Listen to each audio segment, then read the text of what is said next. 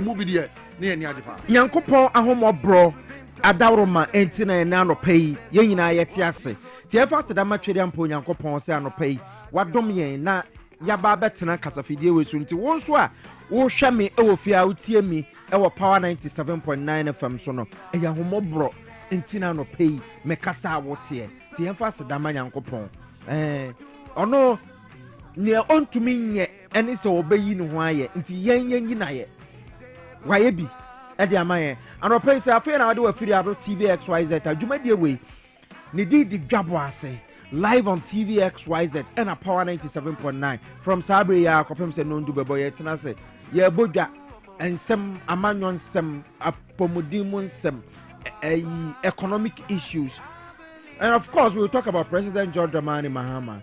Yes, on this show me did the Piesie Okrah boys prefect chief tanker so no without constituency many epiapem governor no and that's here NK Obrempon kwabena ya TV ni so. Yes. Yes. My family motivation, Emra. Yes. Matthew chapter 6 verse 26. Mondays I like to go into the Bible. And one of me dahudi and ana meeting I'm saying a nipa cry to be na ya bomo bukra na because and one of my bomo bupa.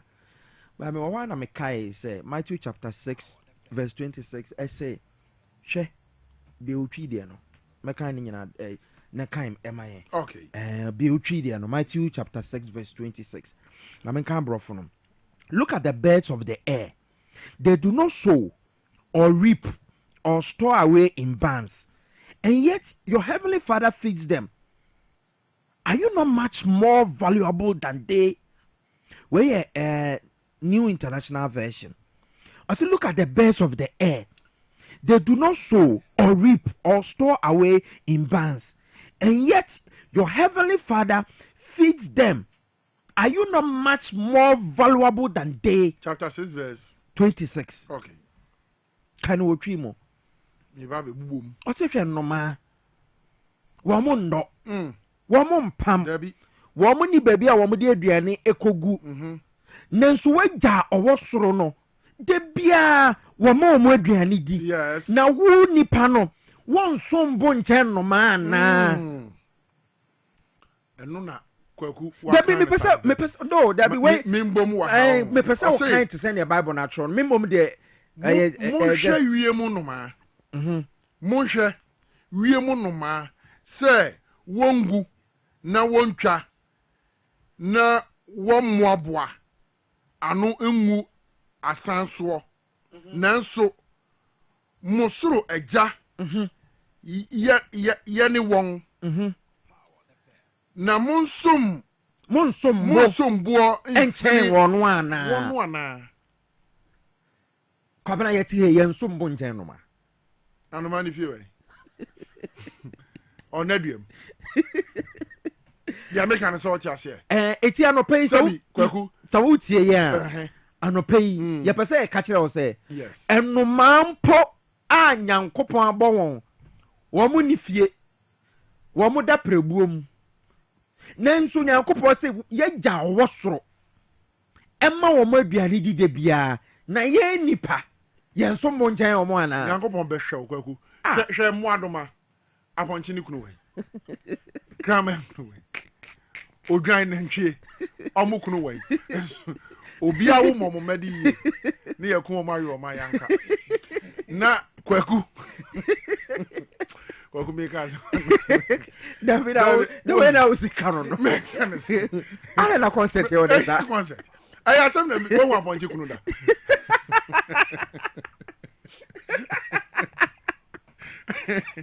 kwaku aponchi boyfriend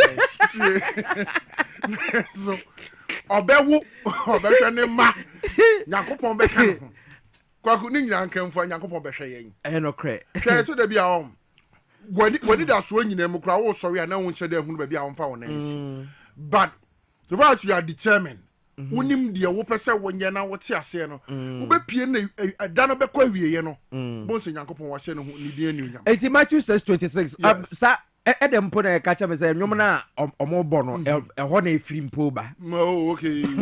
Says I know they tell me. So sometimes God talks to us. Yes. What minimum quotation? Yene to be Matthew 1 Matthew 6:26. And America. Maybe I say boom, near baby. Matthew 7:7. Matthew 1 Matthew Okrah. Yeah, Matthew 7:7. Enti aye ade ayaka obi wo ha ade ehia no a na ofre nipa Debbie. If it's a Yankopon, what the one dwene, what the wo how, ekotu wo bi so a won. Kwaku, esunu bibia wa brabo we mu. But ade chibia, obi chop money should be boto. Na hwan nka akwaje wo. Dabi ade chibia, obi chop money e should be boto. Francis say, on chop money should be boto. Me say ene obi chop money e should be boto. Ba me so ese me so be call we bia, me so be chop money be kwa kwase. So on am choro no. It is a chop money se radio jom ha asemo ada mo threaten me ana waka me kan bi enti pastor money baby amoko edisi ni chop money se mboto me mi hu afri asem no na Francis so say ono so chop money se mboto ene de mo sa ade nya tie se ya ebefa asema pesa me kan ne se ebefa nyagidie mema wrenho dabi nyagidie wo de anope bompae kakra won kwa asore kra wo de kase Nyankopon me de me ho hye won safa me kona safa me bra asa yes sir when we time I would die no when we time I was sorry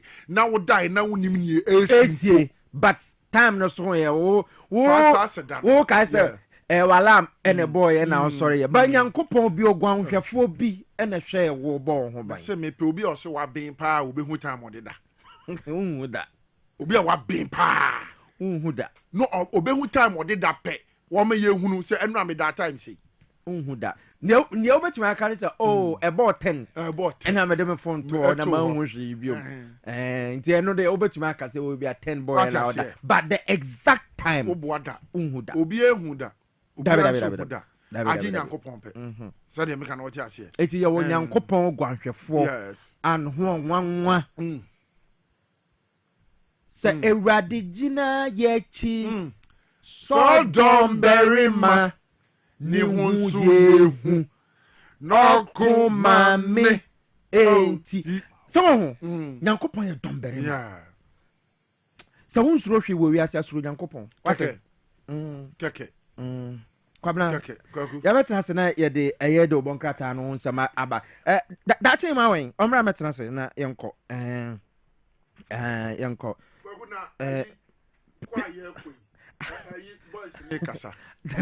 o ma send me message Peter say ono so ni chop money shembo asembe Ukraine na mo adwuma mu rafo ne na mo adamu wo mo le obi salary be buy tino obi a chop o chino betu ahwekra ne o betu aba asa tie I'm for see so we ma so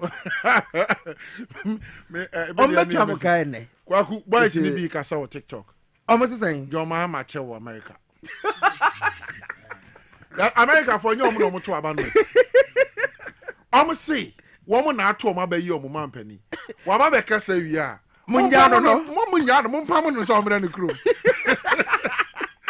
Ghana for fi John Mahama ya fe no fe de ya fe no waka fe your mam Japan for say oh bra ye no obedi nkomo say amampani for no say his excellency John Dramani Mahama kasa wi enu obia person ne papa ni nkomo okokwam obia boys ni bi adwa TikTok abana ya kwato ye no America na mo nka ho enye ye ne America for Japan man to be eti munya ma penye no mra munya no ate munya no mra ya fe ye papa ai no mra fe de ya fe no asira mo mama boys na adwa TikTok excellency ndiri ya twa ya twa me so sa wabo wana me so de hu no ye for wisdom so about there maybe some wisdom say man peni aba belandia na be why afa no waka say wi omra wo de akwa koja wo mo nwene ho na de sefata no ni nsem a waka nyina o nye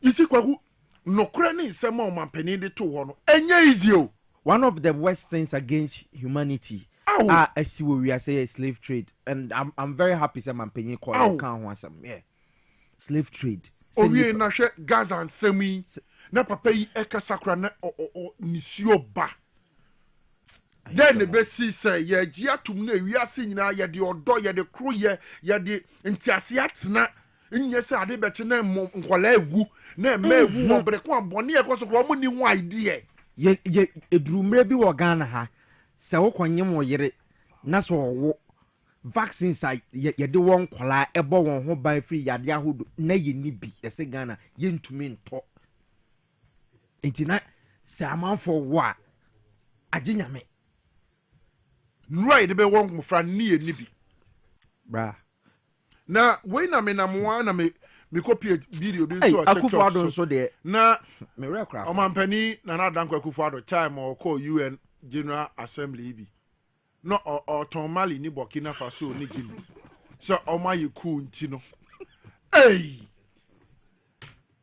a threat to African democracy to America for me sani mungu Mali for so Burkina Faso ni Guinea o mampani na Dankwa Akufo-Addo okokoton ni other African leaders ewo United Nations General Assembly onya akwanya se won koka ne beboa oman Ghana any African nyina no okokoton ono ani ni African leaders bimo okokoton wom mo fred atin mamra why mo fred bagu yan do aso enke obrempon and out there en kano Ghana so de ya bere pen o me raho hey na vaccines keke omai bia krabi egu ho se nipa ewo a eyen kwala mpane a ye de be wo mo se na ebe ya obi na enkonkobu obi na enkoye polio ni sa na ma no ntobro nya wo mo na omai Ghana ye ti o ma ye se ni ska ye di tobi egu ho ye ni bi it is alcohol. I'm just wondering. Oh no, but so San Kolana ya war more at that time, no. How are they firing? Hey, a bit more later. That's it, man. Piesie. Me no ata de ya de ko. Sa. Eti sen. Nyame adom me ho ye. Me dehye. Be me na. Be ma papa bi me hu se ya. Me dehye. Na kire se bibia de dadin. On se onu obrempon e de ansem. Onu motivation na mo de man na no pay no. Akama koma pa. Ni tituru ne nwom na mo so ye no. Oh, nwom de ne de di asa wa ha pa. Enwom na mo to no. O china me san kra abo. Erade jina machi. So don't bury ma. Ni hu ye hu.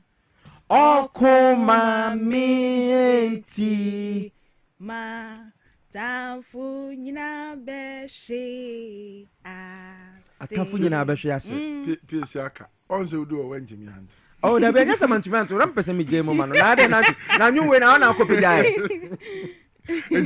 ye jawa bet ma tumi na Okrah obi ame ma bon twene wa so de ma enwum na mintumento ampa so for ba de me gidi ena no pay mama akoma nyina bubu ewade ogina ya chi da bia ebefa chi so don berry ma ebefa ene nkrofo bi nso beji o mo pay nkrofo bi kra di kan di o mo de dada e di ande pay no okay se ehu hia ena ye joda joda etwa to wo ebobo so emu o china na kire se bosumi na wu manfo botum be de boys abre guess nso abre that's it na otwe we e ko sen oh na won kran ha na won kran ha ya wo ba adwuma me nda no ya oh okay won kran ha mo de mo ya di o we ne dai mo ye adwuma san ye adwuma e wo yes ye di jawa na ye de so wa ne di jawa na ye di aso mo se se o mo tumu pay mu enye easy we ne ese wo ba be ye adwuma weekend a nanka ese wo special allowance because weekend na de e ye wo no wabusu for time so but on be bia be fine oh on be don't worry na anope enkrata no esesen ayo na daily graphic na ye de hyase na kwabena de ye be call online kwabena yen call my job online any city newsroom na yen ko hwe ho so ne e ko so yo Piesie ma yen chi atiefo ne ahwefo nyina na no pay na yen fa da obokrata mu nsam no entwa so na daily graphic na ye de hwe ha so na no pay public state ai ufa daily graphic ya say de galamsey kono aban no nani abre ewo so paye ya wo hwe se yensuwa ene yenkwa ya hodo no yebetimi abɔ ho ban ye ne sa hunti no wɔsoafo yi a wɔno ene hwe my Ghana yensase ene oba de ne paye a wɔde akyɛ yen eso kyerɛ se yeka yen forest reserves ahodo no a yenkwa ya hodo bi ewo ene ye water bodies yensuwa ahodo no a se de womo declare se ehwonom security zones ya obia ntimi emonwura ho enkonkoye de opabia ni nyina nhya ahodo a wode igu akwam se ne beya ye betimi abo yensuo ho ban ye betimi abo yensa ase ne yenkwa ya ahodo ho ban na atumi aboa na asai no very necessary asini dada mu bio anti una sa wonam nsuo ho na wo ye bibia hunu se nsuo bia e wo Ghana ha bia security zone eti wo ye hu wo ho pe esecho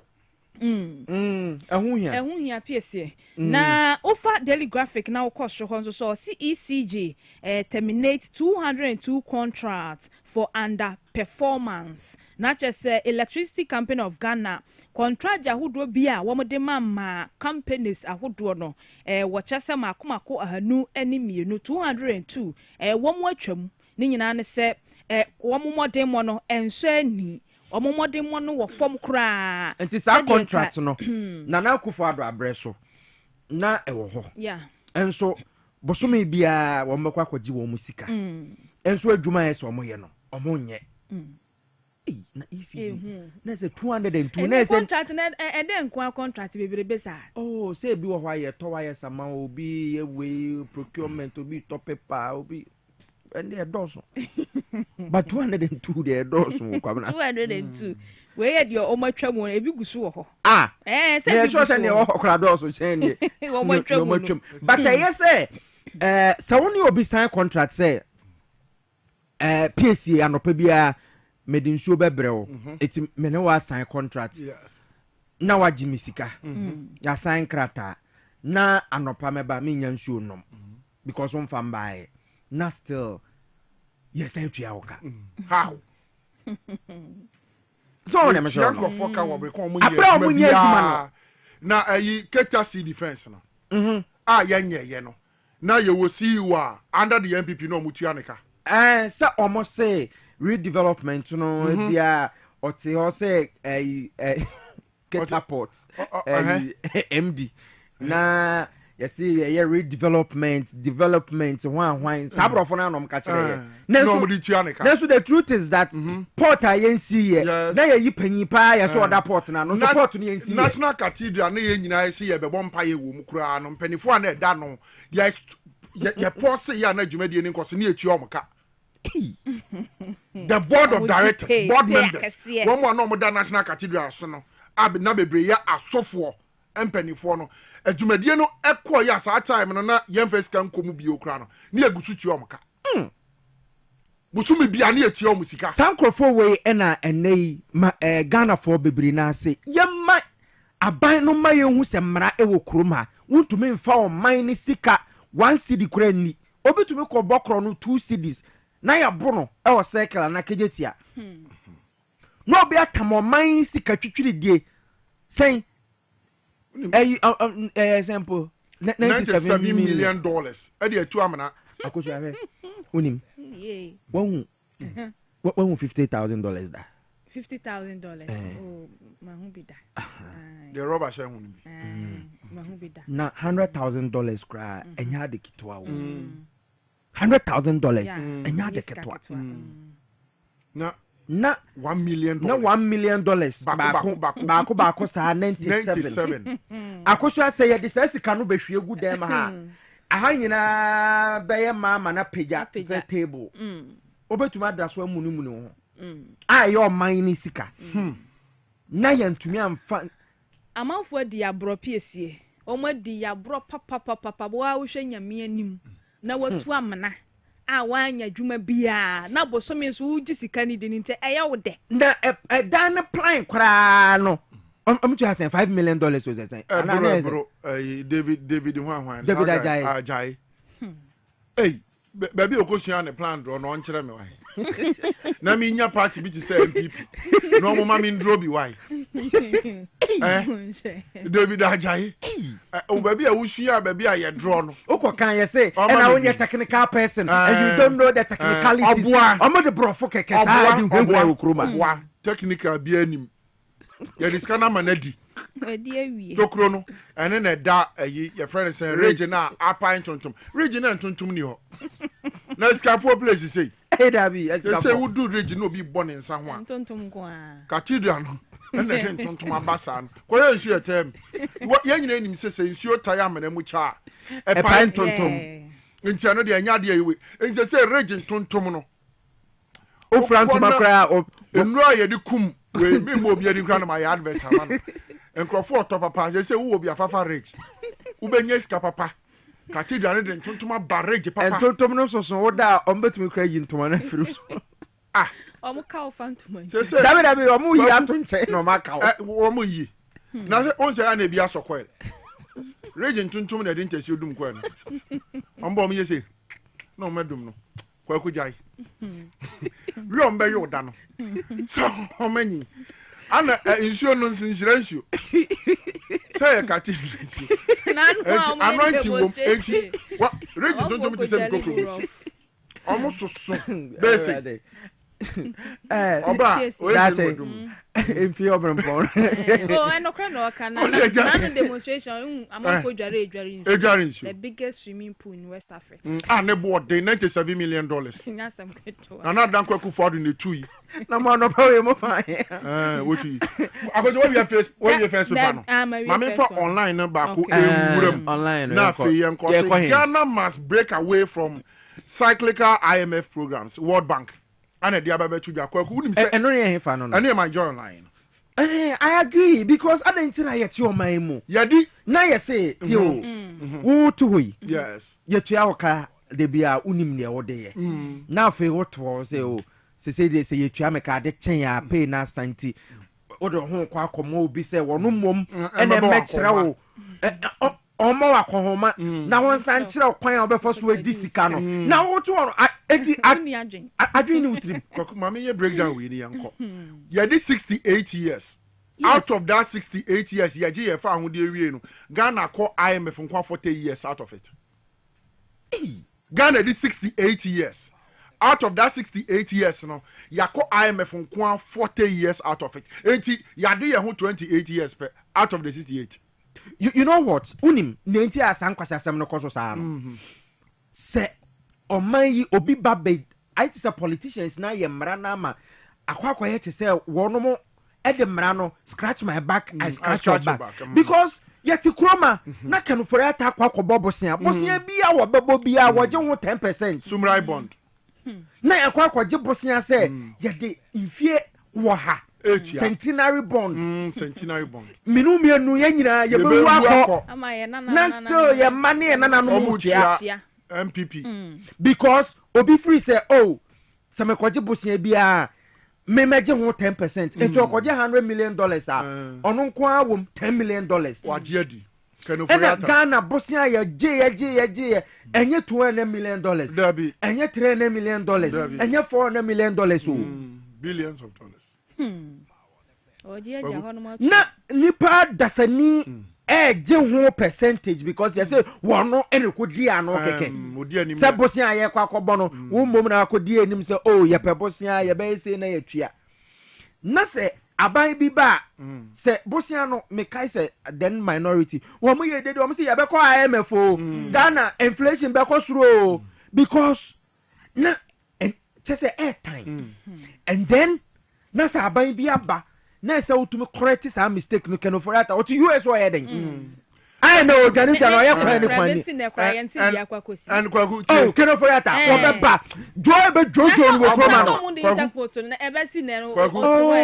nya botre me say can for that be ba enyo no kwan so na so dem na ni e kan se mobro nsa bi na yes ade kan sa bi yentwe ni megina dada ya sama make a chon oh ya re afa akwa yes can be ba empe odaso America the glue afanachi empake ajo mo ne mpa no so nyina aye ne mo ne mpa ne so nyina ba ajo mo de no fa ship me say kroma Dwabe Keno Frata Okroma no. Wouldn't my dear Mobo, Quakuti. Nipa to me Bobosia afraid inflation akosra finance minister and found because we no Bobo say be 10% into all the time sika go account tum. Yakoka yesi Keno Frata bobra.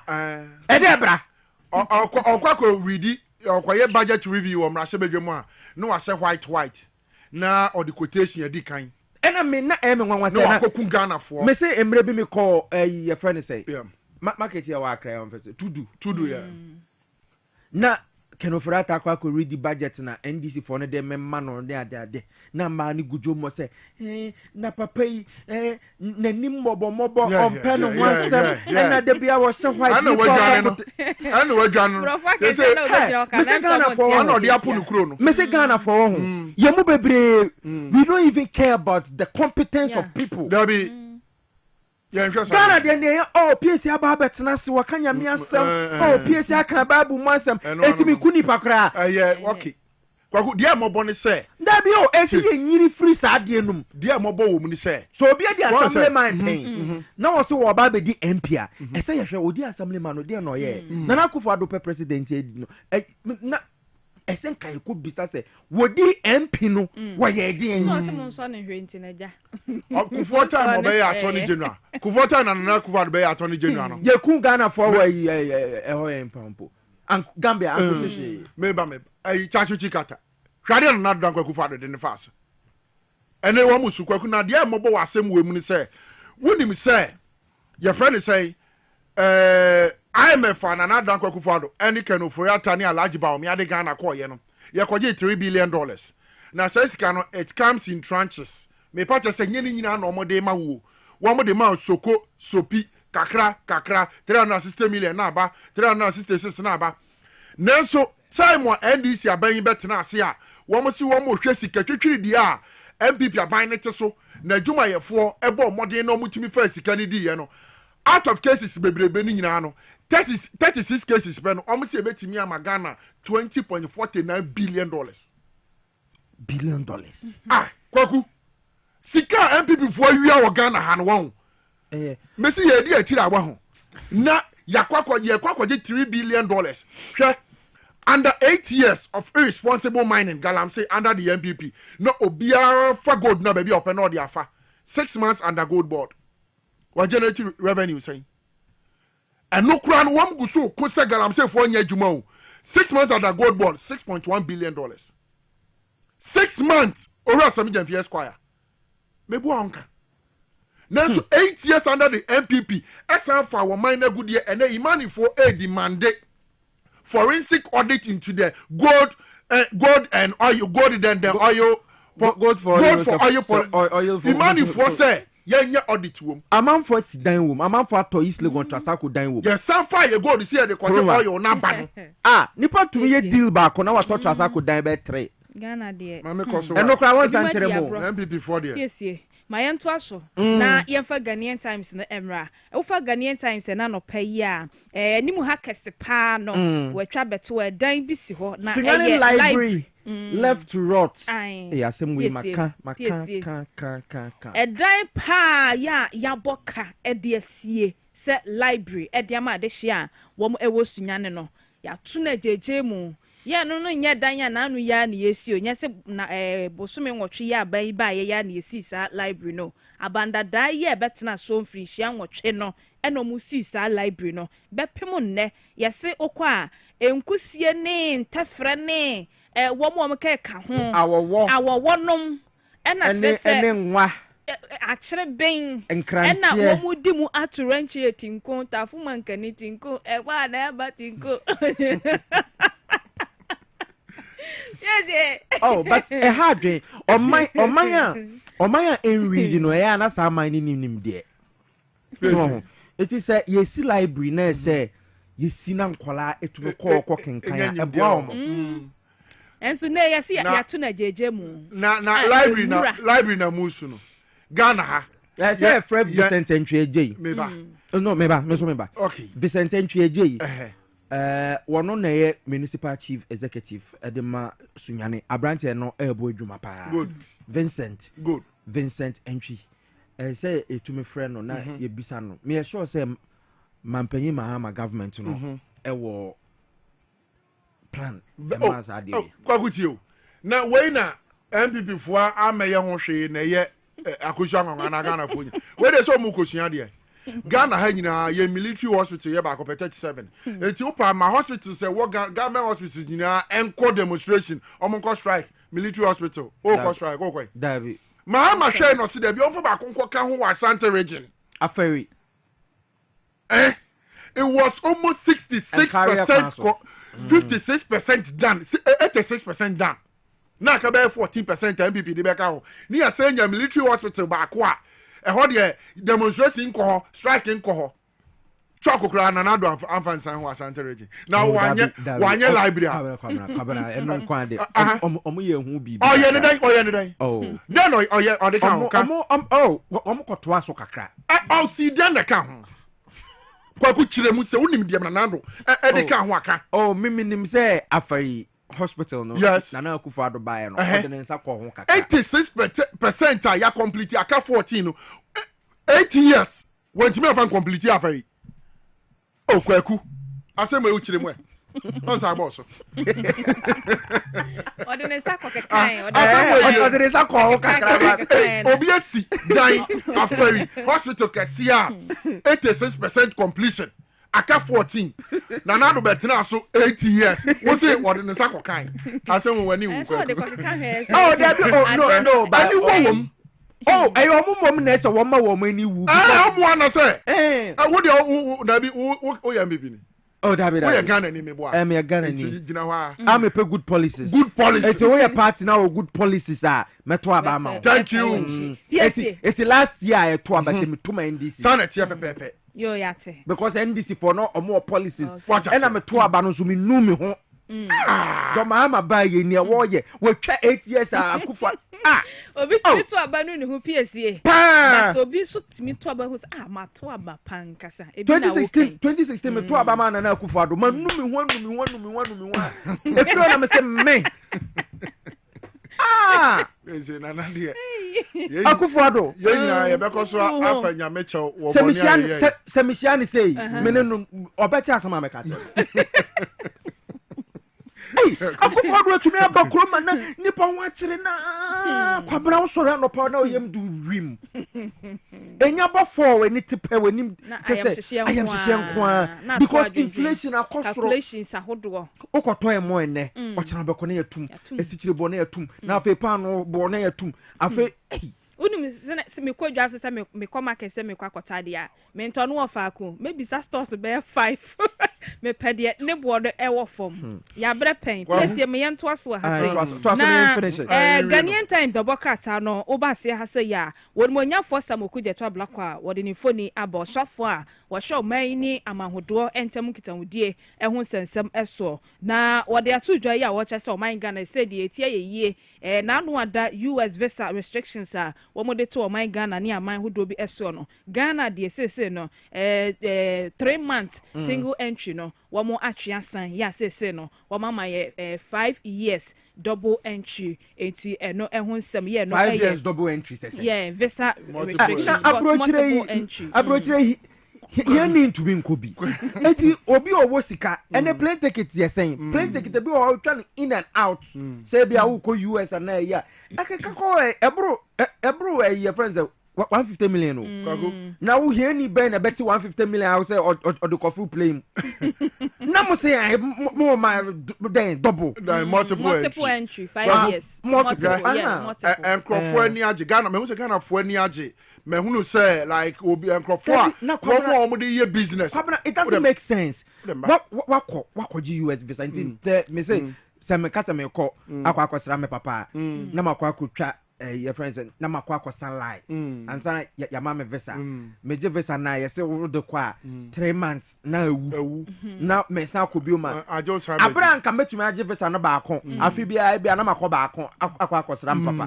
dabi se unim ya me ye hu se ye nya Africa ye ho kire ye obi a ye ni hwe kwakuhwe oh no me I think me ba I think the foreign affairs minister has done well true say oni o mo di nkomo say e nkwase asem na that Trump on Africa for one mobokra hwe His Excellency John Dramani Mahama ni speech a come out United Nations General Assembly no e beda ho mfie ahodo ti asema make cho no hwe finally say Africans e behunu tumi ekuta yen ye behunu how rich we are ye behunu say ye desikem hwe onim de nti abrofo kwaku omo ye end product free ha efi Africa omo mpesa omo beje no say Africa sase ye end product na abrofo so omo beje a kwaku company say wabro chire nyina begu won mo e de abe won mo use cocoa won mo use gold ni nyina begu akra ko fi da riches ni nyina egu Africa dem wabro chire ho ya were riches pa but ye mpanyimfo na atembia ya na wo mo ba no wo mo bebre e na intumi because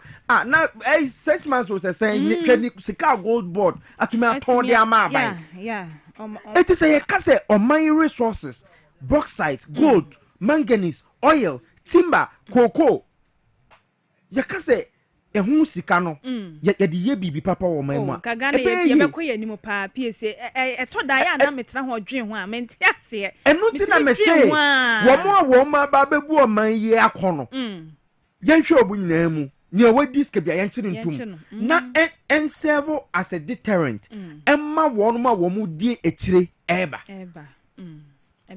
amafo wi sika amafo di sika kogu chest freezer mu esi garage ebi di egu polytank mu osore okoyi bi na abon ho pow na de akoto ne ka mu na amafo ebre abrasa sika no betuma si school dan ebetuma create ensuo e de amankrofo bi ni ade na central region bi enye na sefo nyina amafo ebre ne nam kwan bone so so bakọ ba no sisi nyina no chepe ye oya Ghana the most busiest 2 cities aya Ghana akuma se na nkran hwe kwan unam utumi drive for kwan so du ba bi ase fuom kwan na onam so Piesie mamenko akra ko fida ko se memmo mpa ye nkyere nyankopon na men serebone fache se 2016 me to aba kufu ado akra sa bone fache ndem asere da hey manu me hu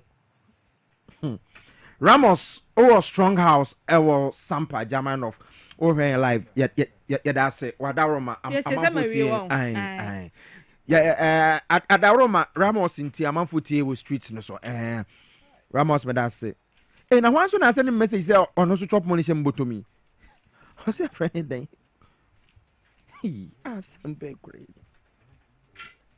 ebushwa ebredru say ya de gudi monsem erebrel ewo kasafide de so yan fast da kese ma hola Savior Herbal Clinic so na say atata ya de bi etete wo kidney issues no ni sisi ya de bra oba no atwa na wo fast ni twafa ne bra koko any menstrual disorders ni bema wa emre de ende simple cra Dr. Hola se wo twen anopai ewa Shaiman woni Access Bank no ene din hwe ni mo frɛ no 0576656658 0576656658 oba joa beda onofumu na enye usual first na joa bia anim ko stroke ene tete ko Hola Savior Herbal Clinic mama sanfa ne number ne ma 057-665-6658 friend Dr. Hola eno ebetwetwe enkomo medimosis enso se men kancho se September yi prostate health awareness month in Adaroma ye free prostate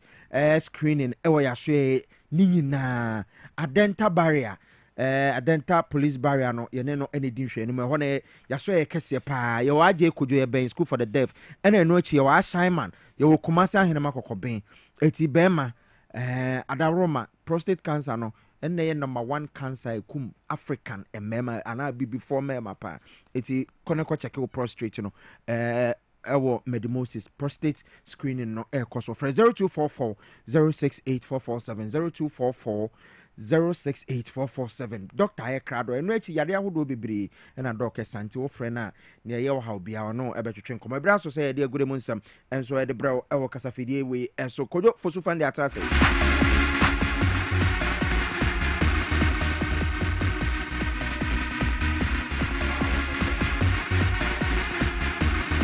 passports and I de bra we na no pay ha say kojo fosu fan de wa sha white kojo explain oh na me adu we fantastic we come Yes, I know your birthday. Say now we send you message say and then the chop money show go to. And say na the nyina your chop money show go to. And akoye 29 video was a Sanka legendary at Egusuti Asia and can any birthday. That lumba. Ah, I can any birthday. When in the Sunday birthday, Pepe. I was had to go for you. I don't papa said I know the two nana. That be media Kazakan could you see? Oh, na me Chelsea beer. Oh, papa said that.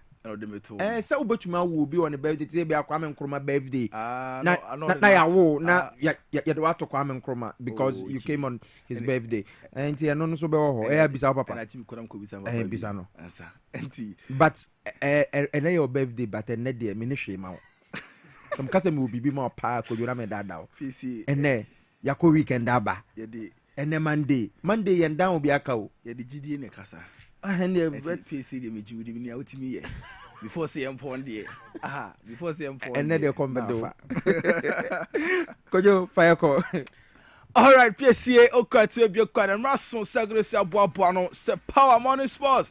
Yes, any team and fan somewhere out of a situation. So there is a power 97 Panafri TV XYZ. And we start watching the car. Someone at Dawson when they come. They see and ever come on to to me at Timmy Tenano. You ever come on it, Niakosani, Yakosom on the top 5 legs. No, yet a home Sam Eber Bro. Sounds now copium their Ghana. And who answer the Black Princess is here. What qualify will come in to the next round of a World Cup qualifiers. Almost Bosanso and our Copiamudia. They say under 17, the Black Starlet of Ghana almost are qualified to the semi-finals of the Wafu Zombie tournament. Because Fedi Abakosembako and they say about UDS almost Akoya Bakosembako and one seminal. Emma will show Kumasi Sandoko qualify Akonenim. Sasa GS Kabili.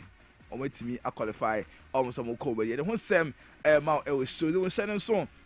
Sir Roger Emmanuel, the sports monarch, justice able to the diamond boy, and if I born a thing, Eddie Maple, able to chill say producers. And Yamatina say, and I know permanent 7 Bromity. I'm sorry, the prince himself, F to the A. And the white fan team. I mean, sense and I say, not me from Madame Shah from the Black Starlets of Ghana or Makachenyaba, and it's said, and Drata and it's so copium with the Ivory Coast. A bond chain so and it's so copium with the only jam. A TV at the boy, a see Monasa Kama, and so our horror by the one seminal.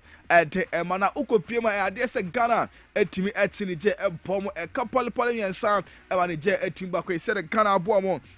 I'm on my team advance say semi-finals of the competition and so when you know Wafu Zombie under 17 tournament na champions because we are Nepal be first and second automatically so qualify to under 17 AFCON because Morocco 2026 no next so qualify na me to Ghana Tuesday China no omoni okopio no so omoni Nigeria for and so and a ball semi-finals Ghana to me a winner match okopio finals there na say o say ye see there under 17 yes we okopio and so Morocco 2026 na say under 17 AFCON no na no so e de akwakoye hye so a ye ho sem and so see there coach Prosper na togu ni ache so no so e hwe ni so de Ghana e be qualify no akopio and so e under 17 tournament and also e be kosoro ye hwe Ghana me adwa china Ghana tenasia 7 ppp and as match no and so baso and so okopio the Ivory Coast and ani nyina etimi koso wo ho ntia no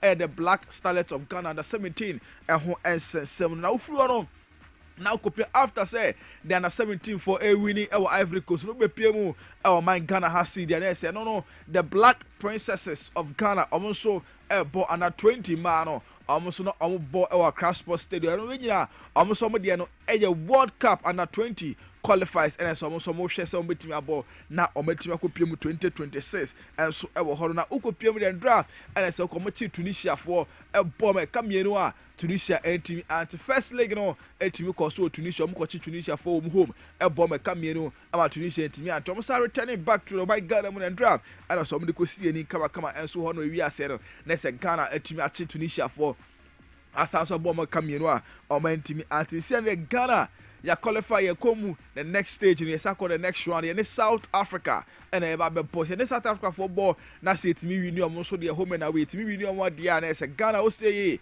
ye call for the 8th consecutive times no na ya akopiem World Cup under 20 World Cup I man side no na ye san so akobiem and so no next year 2026 and sa World Cup no and so ebetimi aba so na after the game no and also kopiem dia the Black Princesses of Ghana head coach Panedi at the Charles Simpson and also at the Okrah to the chief say I'm very impressed with Gamer Emmanuel Etimi boy. Last week we were a little bit jittery because we came to Tunisia a bit hasty. The girls were a bit nervous too. Many players we have that haven't got the experience of playing this sort of high profile game. So today I can say it was much calmer. I'm an ambitious person, and when I got the offer from the FA, there was very clear objectives that they want the team to qualify for the World Cup and also to do well at the World Cup. These are the two things that I've been told.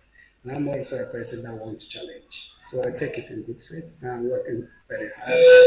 That's Entiano sama kopiem na say Charles Samson to draw for the Black Princess Ghana see there on South Africa and so and share him some ball na bibia timi akonka share him say man ebetimi qualify na under 20 FIFA World Cup no 2026 na so mo so etimi akopiem bi na bibia etimi akonkan and so eti amomutie free hono ne kopiem all the CAF Champions League unim say hono and so kopiem the bibia Go Stars omo under 2024 2025 6 in way on Omutimi eche the Ghana Premier League no edisi omo na sente omo and representing and so ewo CAF Champions League we prelims no and I said no omo but first round no etimi cause omo GS Kabili and a ball at Okrah Sports Stadium we are say no GS Kabili etimi be check be go sta ball me come here no e mo wantimi ensim adabra kente drata and I say okopie be go sta say okopie mo Algeria omo GS Kabili etimi second leg no echo share so at the end of 90 minutes GS Kabili etimi achi be go sta bomb e poly enum a moment me sim and the bracket say aggregate no first and second leg in ekopima na so much on bomb a couple and so be Go Stars entimi and sim and the bracket and so e ho me 7 say there GS Kabili and a qualifier okonanim in the competition no and say be Go Stars the first round na o mentimi and qualify anko say be Go Stars omo abafie and so e ho na ukopiem I seven from the CAF Confederation Cup and on Kumase Asante Kotoko ono and I representing on my Ghana unu so ono and I say the 2024-2025 season ono etimi wini the MTN FA Cup ono edition ono and representing Ghana the CAF Confederation Cup ono and I say okopiem their first leg ono etimi Okrah United boy the Okrah Sports Stadium manager no ne kambiansa Kwara for etimu miansa pe hot and drata and I saw mutimi kopiem and so Nigeria and I'm the call share so at the end of 90 minutes Kumasi Asante etimi eche Kwara United boy me kabakopa o mentimi and he said the Kotoko etimi advance into the next stage of the competition I we say ometimi akomani see the next match omne Wydad Casablanca and a match the mube denye pa and Kumasi Asante the shenim Coach Karim Zito ewetimi perform wonders and so on after the game say Coach Karim Zito e win here no or the same say in a tuja a lot change because in our football industry we get something called occupational hazard that happened to us in Ghana, so definitely we didn't repeat it here.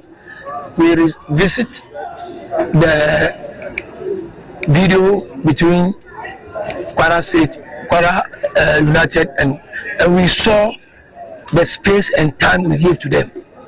So we work on that. We know they are majority of them are senior players. They are not young like my players. So when we close the space and then we deny them the space, we deny them the time, they can play us. So we only have to do that. And then the second half we come in and then set for the goal. So we did that during the 45 minutes, and then we came back again, scored the long goal, and then we coiled back to our normal tactical play. Entiano coach Karim Zito na samote ne nkaka kama on ho 7 second call movie Wadad Casablanca and your next match omo eba bepo ye fro no ne ekopiem el 7 fro na ye call other kakopiem el University for Development Studies eno UDS and say friend no el my Ghana say ade so omo so na omo take part el World Championship eno etimi ekọ so ukopiem ne se no Fiso University World Cup football and the team ekọ so he said eno universities twa wiase nyina ehia esimi kopia China and I'm boss that game no we said Ghana nipo representing university representing UDS and team representing team bomb ho de ekopiem finals na finals game no mkobo no Polyester University from Brazil and the team finals at the end of 90 minutes okopiem say UDS for etimi Brazil for bomb kamienu emamo etimi ba kuma UDS at the end of the day no omo ana Fisio World Cup Fisio University World Cup football course no omo timi ehuri esi omo na esi ade for the first time omo ana ya bakwasem say the whole Africa open country and I say open omaya university bako etimi pie akoti trophy there my Ghana UDS for ana etimi ayese no bakwasem omaya ye bomb abaso ne dra da kopie mu the UDS for campus there na say weni say kacho enije no ekoso ye pa ewo hono ma ye don sem no de amantie firi no na yankone enkopiem the Ghana Premier League, the only league that matters eno ukopiem da na say and sem no etimi ekoye matches no ekoso kama ukopie esase Friday no na say Hasselfolk etimi etnefie etimi chi 11 wonders wo bom ekabako a omantimi ensim adabraka enso ehoro meno no eho ense na fe Saturday ne Diana Stars etimi tnefie echi Swedu All Blacks bom ekamie no emom etim ba kope eho ndram esanso eto so Heart of Lions etnefie echi Bechem United form bom ekabako emom eti antimi ensim adabraka Carolina United echi Mediama for bom ekabako a Omantimi Anti-Nations FC Tinefio ne Samates ekwe 0-0 Vision FC ekwache Hoho United boma kamye no emamo antimi ansim adabraka ne 10 am ya na se Young Apostles and Dreams FC ana ebone kama ya de ho se no na table no kopiem dia Heart of Lions omehwi edikan ekra 9 point Karela etoso mienu 7 points ana afi Hasselfolk etoso miensa ono ekra 7 points pepe ewo hono na kupia last 3 no okopiem dia 11 wonders and so ene toso 16 and 70 Dreams FC and afi Bekum Chelsea and so etoso dunwotwe and so ewo hono ma ye don't sem no so amana onim say division 1 and also etimi ekọ so kama ye don't sem no so division 1 matches na ekọ no ma menhwe na mentimi emfa results ni bi so emfa emma odene ukopima say and no so etimi etie ewo ho no ade se zone 1 no Zone 1A say and a koye Northern City Tinefie etimi TF as potential bomb kanai emomoso entimi ensim araka Royal Tamale United etinefie enebo kwanedi and Sankara and so boy no ekoye 1-1 kama elho Boga Osas nefie ema Tamale Cities etiomo bomb kamienu emomoso entimi ensim arabraka sanso na kope wapo atinefie and so ema Yapi FC ekobo 2-1 against Yapi FC and so ewo ho na zone 2 no and zone 1B say and also ekwa Victory Warriors nefie and so any academy for and so koboy and no ekwa 2-1 and so ewo ho na for Liberty Youth and so any the B United ekwa 0-0 kama ewo Doma Unity etnefie Chibekum Arsenal for ebome kamienu emomo so etimu ba kope ewo nyame ya adoma and then match ba ko betimi aboso Lagos Cities and Mighty Royals and ebetimi esi aka no 3 na sa match no ebetimi abaso na komu zone 2 ne dia say and no so etimi ekoye ukopiem dia new edibia setnefie on Elimina Sharks ekoye 1-1 kama ewo second 11 wise as the Future Stars ekoye 1-0 against Future Stars and after Session All Blacks nefie Rosspark FC ebome kamienu mo etimu bako Park Academy tinefie eche Esupon Fidelity ebome kabako a omo so entimi ante King Face atene fie ne Sky FC ekoye 0-0 ana afi kopima Ebusua Drafts and young UCC youngsters ekoye 2-2 kama and so hona afi Soccer Intellectuals and so any FC Ashanti Gold 04 and also ekoye 1-0 against Soccer Intellectuals and then Nyame Aduma Police National and so any Ebony FC and so ana airport 3 p.m. pepe ana sa match no baso zone 2 na zone 3 no say and also Altram Tifisa and so Tenefe and Accra Lions acquire 1-1 and so great ambition Tenefe and my home stars Ecocheno Ebone Kabakwa and also Entimi anti Sempefi Tenefe and True Democracy and acquire 1-1 Hono na God FC Etimichi Golden Kiss Ebome Kamieno and Momo Etimu Bakupe Hono Anakopimia Haklas SC Etnefe Ecochi Golden Warriors Sobome Kamieno and Momo so Etimu Bakupe Wafa Etnefe Ko United etine bona kabakwa wentimi anti Port City etine fi Echinania FC bomeka mienu emamo so etimu bakope Nyame ya atumende Inter Allies almost any Great Olympics ana bona kama enso hono me de ho nsem no ete manemo yanko boxing kakra ne so there is here the National Sports Authority and after the Ministry of Sports and Recreation at about bonting HCC there I dare say boxing activity bia he said the injunction ato so na say say the omde ohye ato say ni nyina ya suspend boxing activity bia ekoso oh my god ni nyina efa boxer ba ko a ono etimi ewuye ewo man Ghana mu hasia dodo na efre no ukopio na say abranche din e the NS Akushi a dodo na efre no Bahu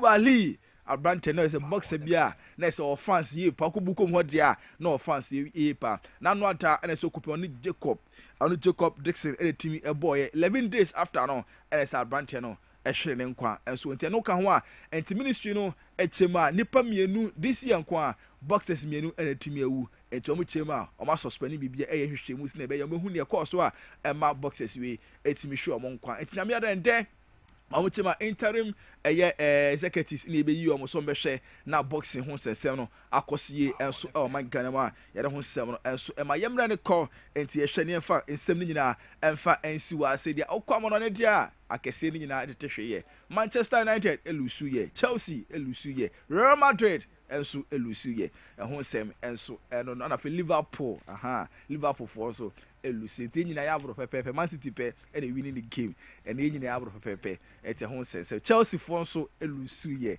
enso ho ti nyina ya abro pepepe ti e fa nyina enfensi ba sana me koro fa birthday enfama make houses in ta form you know enso ewo ekupia da Asante Mampon ejira hono mwene birthday ti hyese akopon hira mo na onto mo kwa endemu emamuti once again medin the prince himself F to the A and DY Fant Roger Emmanuel the sportsman at Chelsea Sebota Diamond Boy and afi me bell but mechidom se producer ye twa ho ye ba pe je ba se twumedie no to aso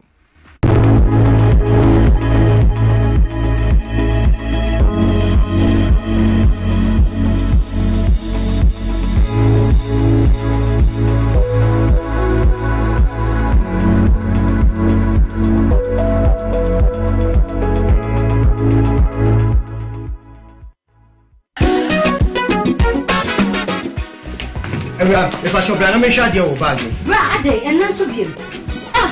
What time about Michelle and see about Queen? Why me and say? Bra, said your time about Misha, as your Jimmy me fearful, and not the about ever so. Really, no, this is offending now. Bra, some make us me the time about Misha one dance ya. We are singing now about Timinka. And it's some malaria, where drawn time about Misha. And you go, dear, no more to want to me any deal.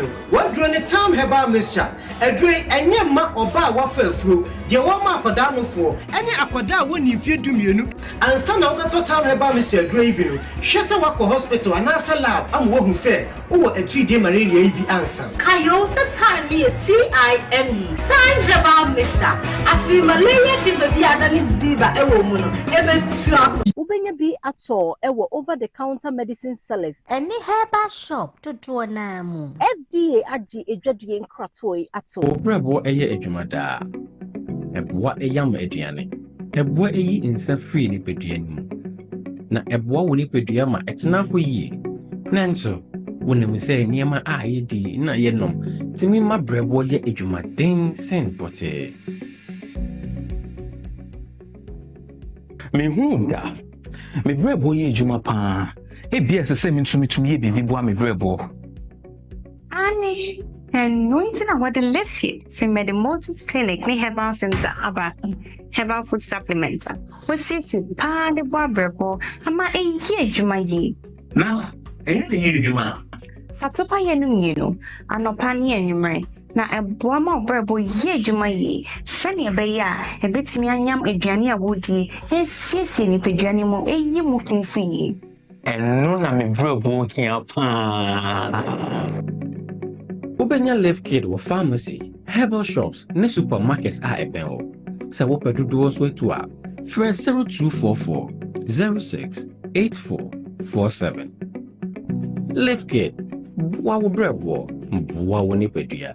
Edro yi enye ma apemfo, ma ema omomanofo, ne mmofo a wonya mfie dumie. FDA agi dwedie krato yi atum.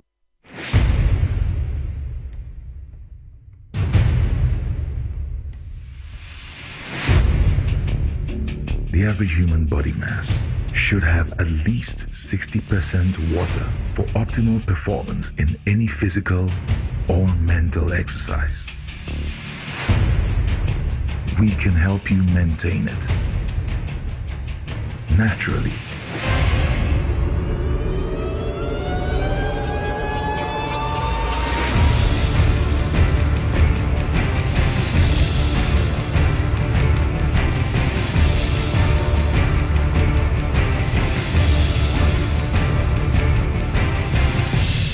X Natural Mineral Water.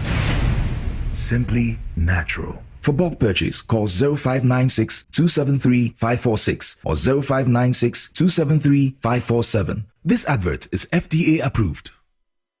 Na ede na ya obayi a oda forma so ne yafunu mu emunumuni. Oh, Mr. Entry, also yare ya titi be benfie pi nanso ne yamu nyono da. Se me che onu ahodo amato a me hunu hwe a ebe ya nwanwa. Menyi ni se what ulcer tamfo Haxa capsules any Haxa mixture yanum bom kotia ulcer no bia ma no anom. Anka ne ho ato no dadaada. Ulcer dro de eno ne Haxa capsules any Haxa mixture. Ankom ni nkyeremu. Ulcer ye kura eto yefunu ene ensunu mu. Etuma wo yefunu ekeka wa. Wogire wo ho a enye. Ulcer etumi ema wo ye cheko ebre a wadidi awie. So how eye ulcer de a compare Haxa capsules any Haxa mixture nanum bom na ho ebeto. Pedudu atu a ko okanshi drug lane Kumasi Dani Herbal Takradi AA Mensa Anafre 02038228855 Apefo abatan a woma won mofra no fo ene mofra woni mfie dumienu enka ho Haxa capsules ene ne mixture ulcer tamfo FDA age adwadie nkratoyi yi atom.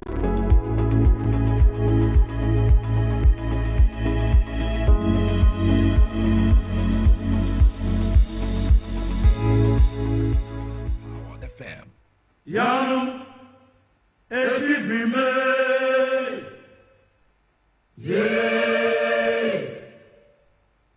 moya mumo ya no gara moya mumo ya no bara enimwasi fata bibrimo. Power the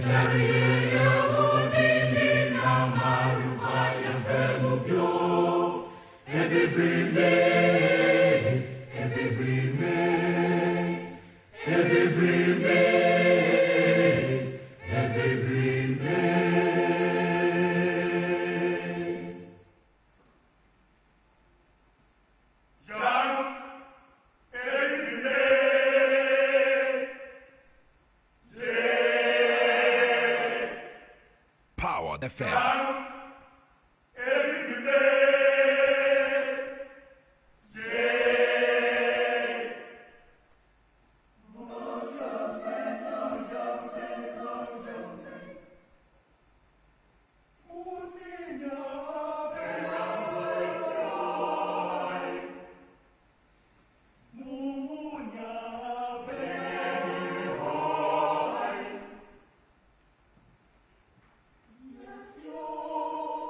Power FM.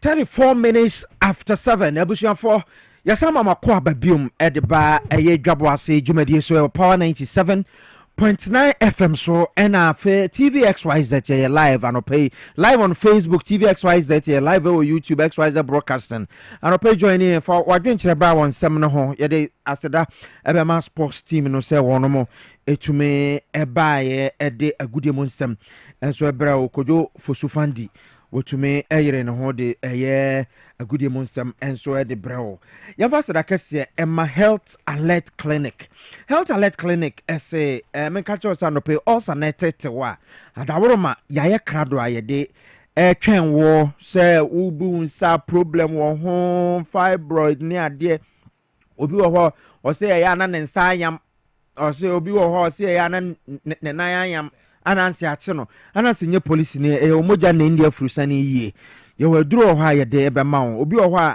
body pain sisi yade ene ho nkro ne ba wodi ane se obeba Health Alert Clinic yo Madina udru Madina post office a ye post office no ene edi animhwe post office ne animhwe no First Atlantic Bank ho Health Alert Clinic awo nachi ye nyina ye wo the same building but just say ye wo nachi eti wo ba ho a bibia be koso yie eti bra yesa wa so ye wo kaso a pokuase a shama ne takorade wodi ane se obefra 0242518893 0242518893 Health Alert Clinic for one more ahomatrofo enso enono haxa mescha haxa capsules say also draw also trans so channel pay wo tete wo dani to yempe na oyem ya wo ya wonso dia say tembia wonya acid reflux nya de kope haxa mescha ni bi ana haxa capsules betuma abo pa draw na hu ye green anti ya tworo ho also tamfo FDA at the stamp team so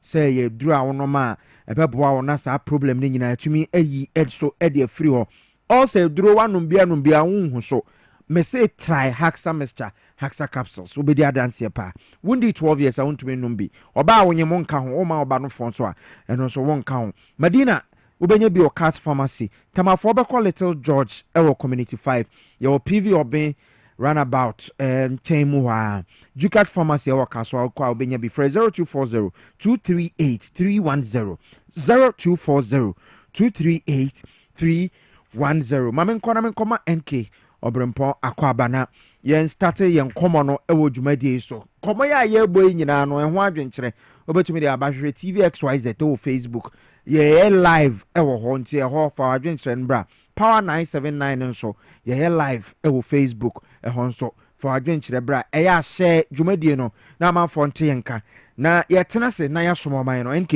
akwaba kwaku mejo so mampanyi akasa mampanyi John Jamano o se onye no mrefio enye America for na to aba no man ya fe no Omra okay wakasa kase je say we are seeing our president back open obi ebotie John Dramani Mahama ne kasa okokan wo UN no enti sabrade omra ya fe no why enti UN General Assembly President Mahama akasa declare say ewiase dache no e wa Africa because eniema e wa Africa ha na wo hwe oboade nepa awode adua ya sase mu e de amaye ne bro ni friend natural resources yes you were gold your diamond your manganese yes se mpo de yesi lithium kra ba be sha asase no oil yes our oil rosewood your timber debio okopram nchene ada nchene yawo nchene yen kra nchene mfiri bebia nchene wo omai mu asase mu doso yawo kokoo chese se ujai your friend is a banchidua ujai to a form baby say yeah na se ho no e ya asase a udua de wo so eyi a banchi no tumi fifi na abo nyame achenya de it was so ohwe Africa o de mayentie President Mahama o de mayentie no Africa's overall participation in the organization's founding was minimal and relatively unimportant. That's because before all the other talks and meetings representatives from a group of 14 nations gathered in Berlin for a series of discussions that began in 1884 and which led to the partitioning and formal colonization of the African continent, which is also called the Scramble for Africa. It has famously been written that past is prologue. Well, in the past, the majority of the 54 nations that now comprise Africa were never offered a seat at the table where plans for a new world order were being drawn. But, Madam President, as fate would have it, the tables are turning, and Africa's role in the authorship of whatever is yet to come for this world is going to be huge, and it will be consequential. According to this organization's own projections, by the year 2050, more than 25% of the world's population is expected to come from the African continent. Additionally, by 2050, 1/3 of all young people aged between 15 to 24 will be residing on the African continent. So you see, the future of this world is African. Allow me to say this once again a little louder for those of you in the back. The future is African.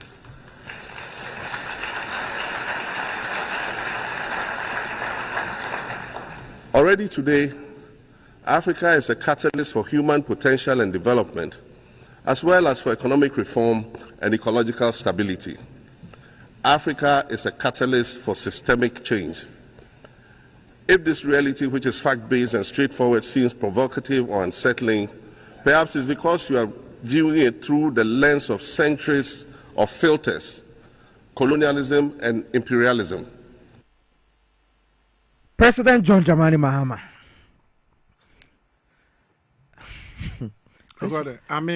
Such a splendid orator. Hey. Akwa kan okra kire world leaders say now ade no e Africa now because mo amotie broche we nyina ya mo kwa bi mo asase kra nya poison wom Japan for topaya toto onya ana de minim say na wo mutumudua ye na edua ne ma wo ha gan aban regulate say oh you market no wo de we kwa we ntumi nkowe na ye de akoma wo mo yeah won be fire timber on be fire cocoa the chocolate se oko Australia ni ohu cocoa dua da enso ho chocolate ahodo papa e ho ne wo me dey say His Excellency John Dramani Mahama walk say the future is African. Yes, and of course that is it. Ye no kra abrofo na okoka asa no kra we kire mu no omunim kwaku me say Africa se Ghana Africa nyina ka na adwena bom say yen raw materials na yenya wa ha no eba no cocoa eba no cashew eba no other raw materials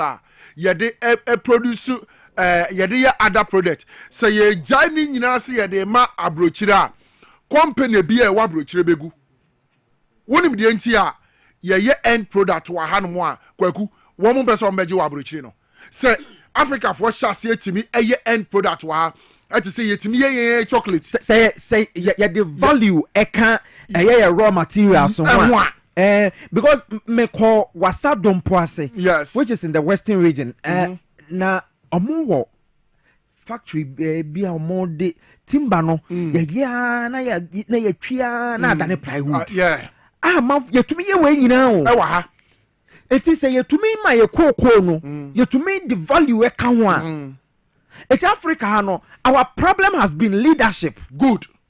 Enti kwaku this is the time and yes say ye need resources the resources no but this is the time one His Excellency John Dramani Mahama waka say we no what chire say ampa that's no ya Africa which of course abrofo no ho no munim yes me say yes ye jai raw materials ye de kwa abroche companies most of them be collapse na de ye me ya ne say Ghana ni Cote d'Ivoire ni ye ba bedo ye nkoko na koko ni ye di kodu abrochira wo mo asan ya kire price wo so mo to no wo be ko UK na small boy be 25 years wono wo ko chim gold no rating no price no a no de ato a bosumi mu sei na abrochira UK ye beto gold £1 oba ne den si ye ja gold o man je sa gold no a then ye de ye o man ha na mom so mo gi wie so no mo process no e de ye watch so mo de ye bracelet ye de say earrings rings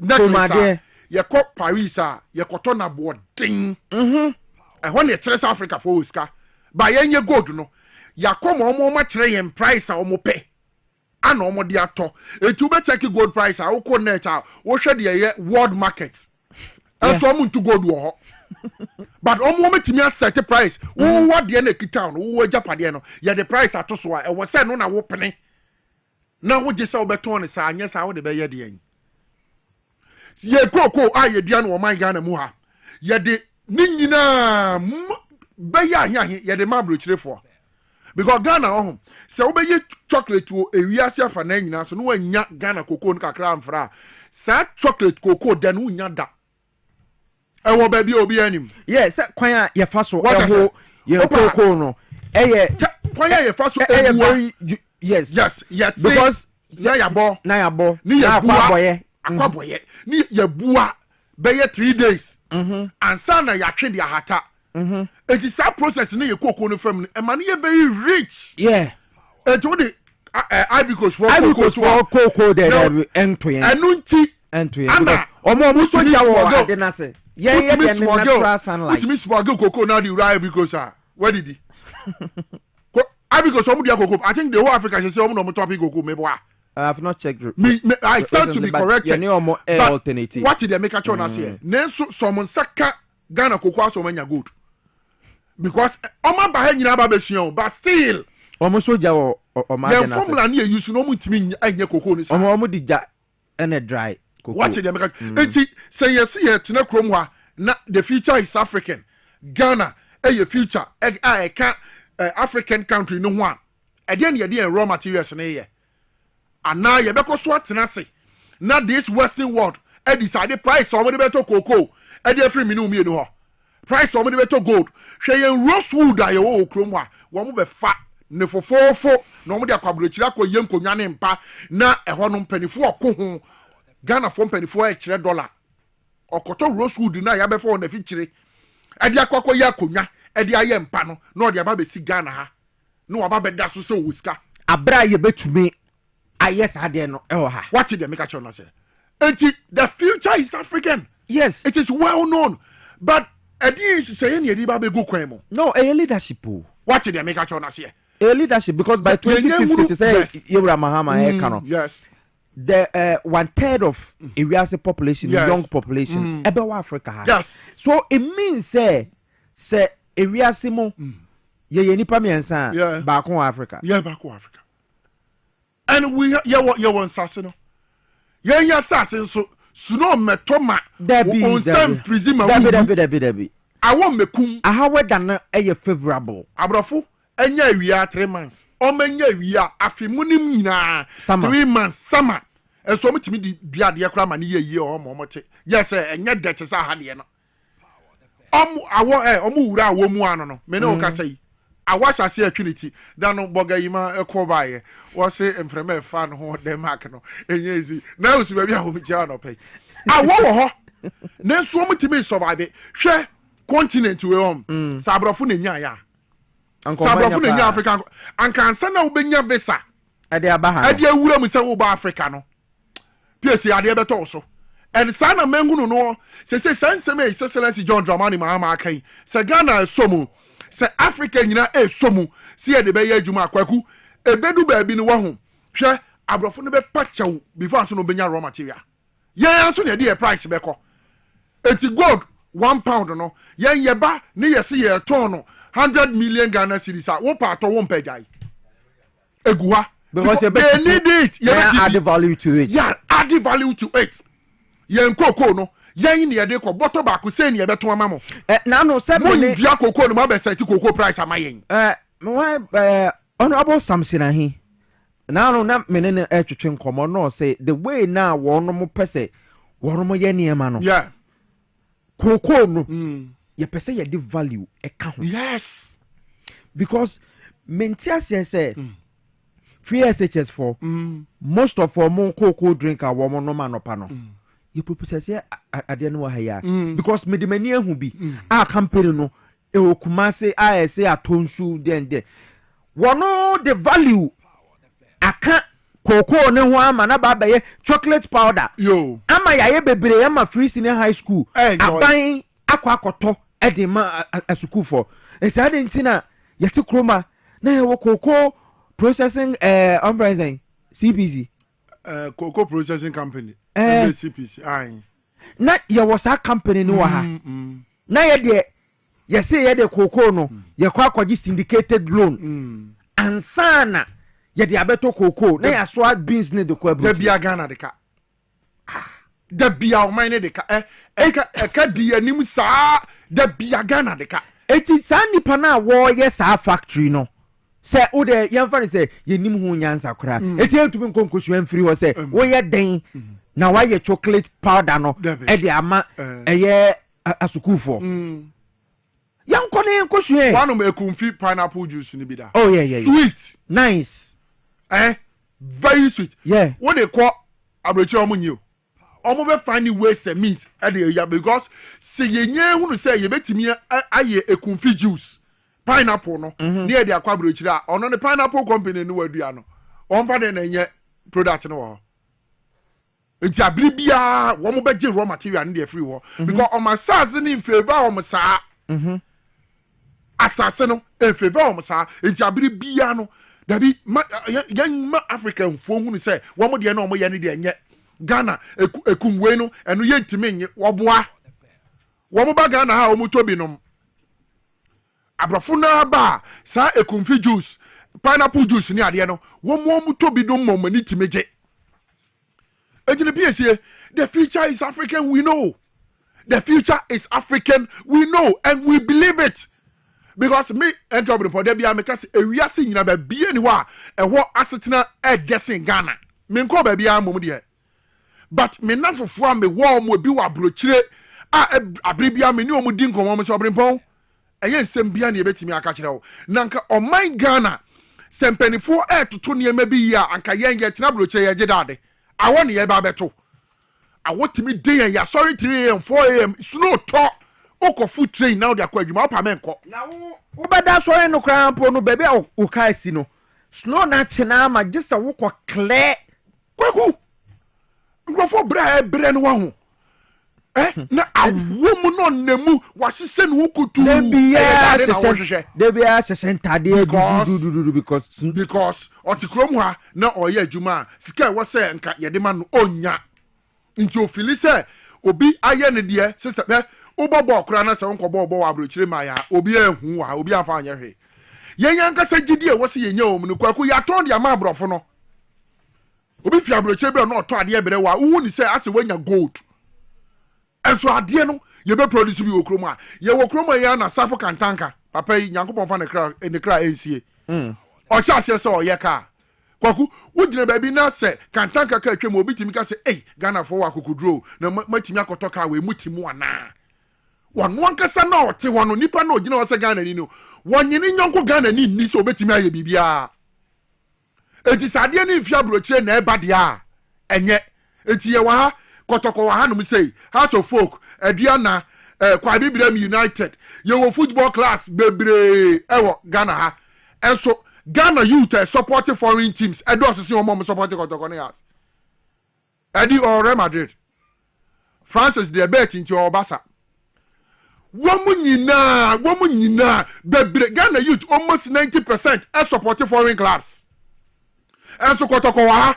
Accra House of Folk wa kwa Bibirem United wa Tema youth ma chenchenche abonto busia drive enso one who say ye bo Premier League and ni aje papa bia o se o support si ye bo Champions League ya ko sport be bi o yi ni wa obia ye wo Ghana ha no ye nyina ejidie de afri mo enti football an sha se so obobo a ni ball obo nyina o di impressive foreign teams so me fa na de akọ na a week ye timi 250,000 pounds because otiya no mo am bo so me ne be so no wanya 200 Ghana kro nya ni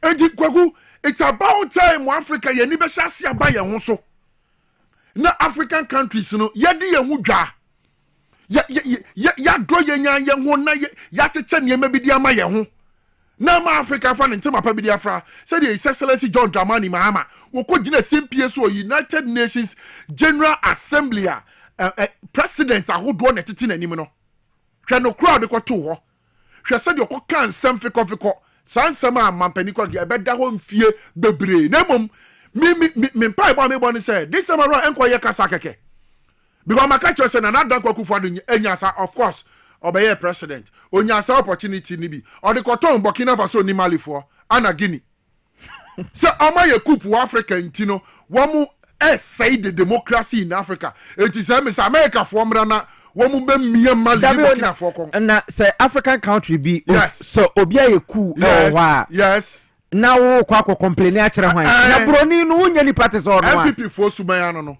omu di Kwame Nkrumah onko konsasa ya bi dankwamo anko beji pay OCI adwuma be na no ye ho Kwame Nkrumah onko konsasa MPP for di Kwame Nkrumah onko konsasa ebi na nana donka ada etin eya ebusia eja pade ko twantro na fadidi ko yi wo nkrofo ma na mampani a wo Ghana ha na gina ho na Mali Burkina Faso and Guinea they are doing coup and it is destroying the African democracy. Nana contribution e Africa e ban AU ni we ya the impact no be make you obey president. Now bisa say Ghana and Cote d'Ivoire infana you produce cocoa pa so far say the Ivory Coast lead Ghana. Thank you. The whole world Ivory Coast na number 1, Ghana is number 2. Thank you. Currently. Yes.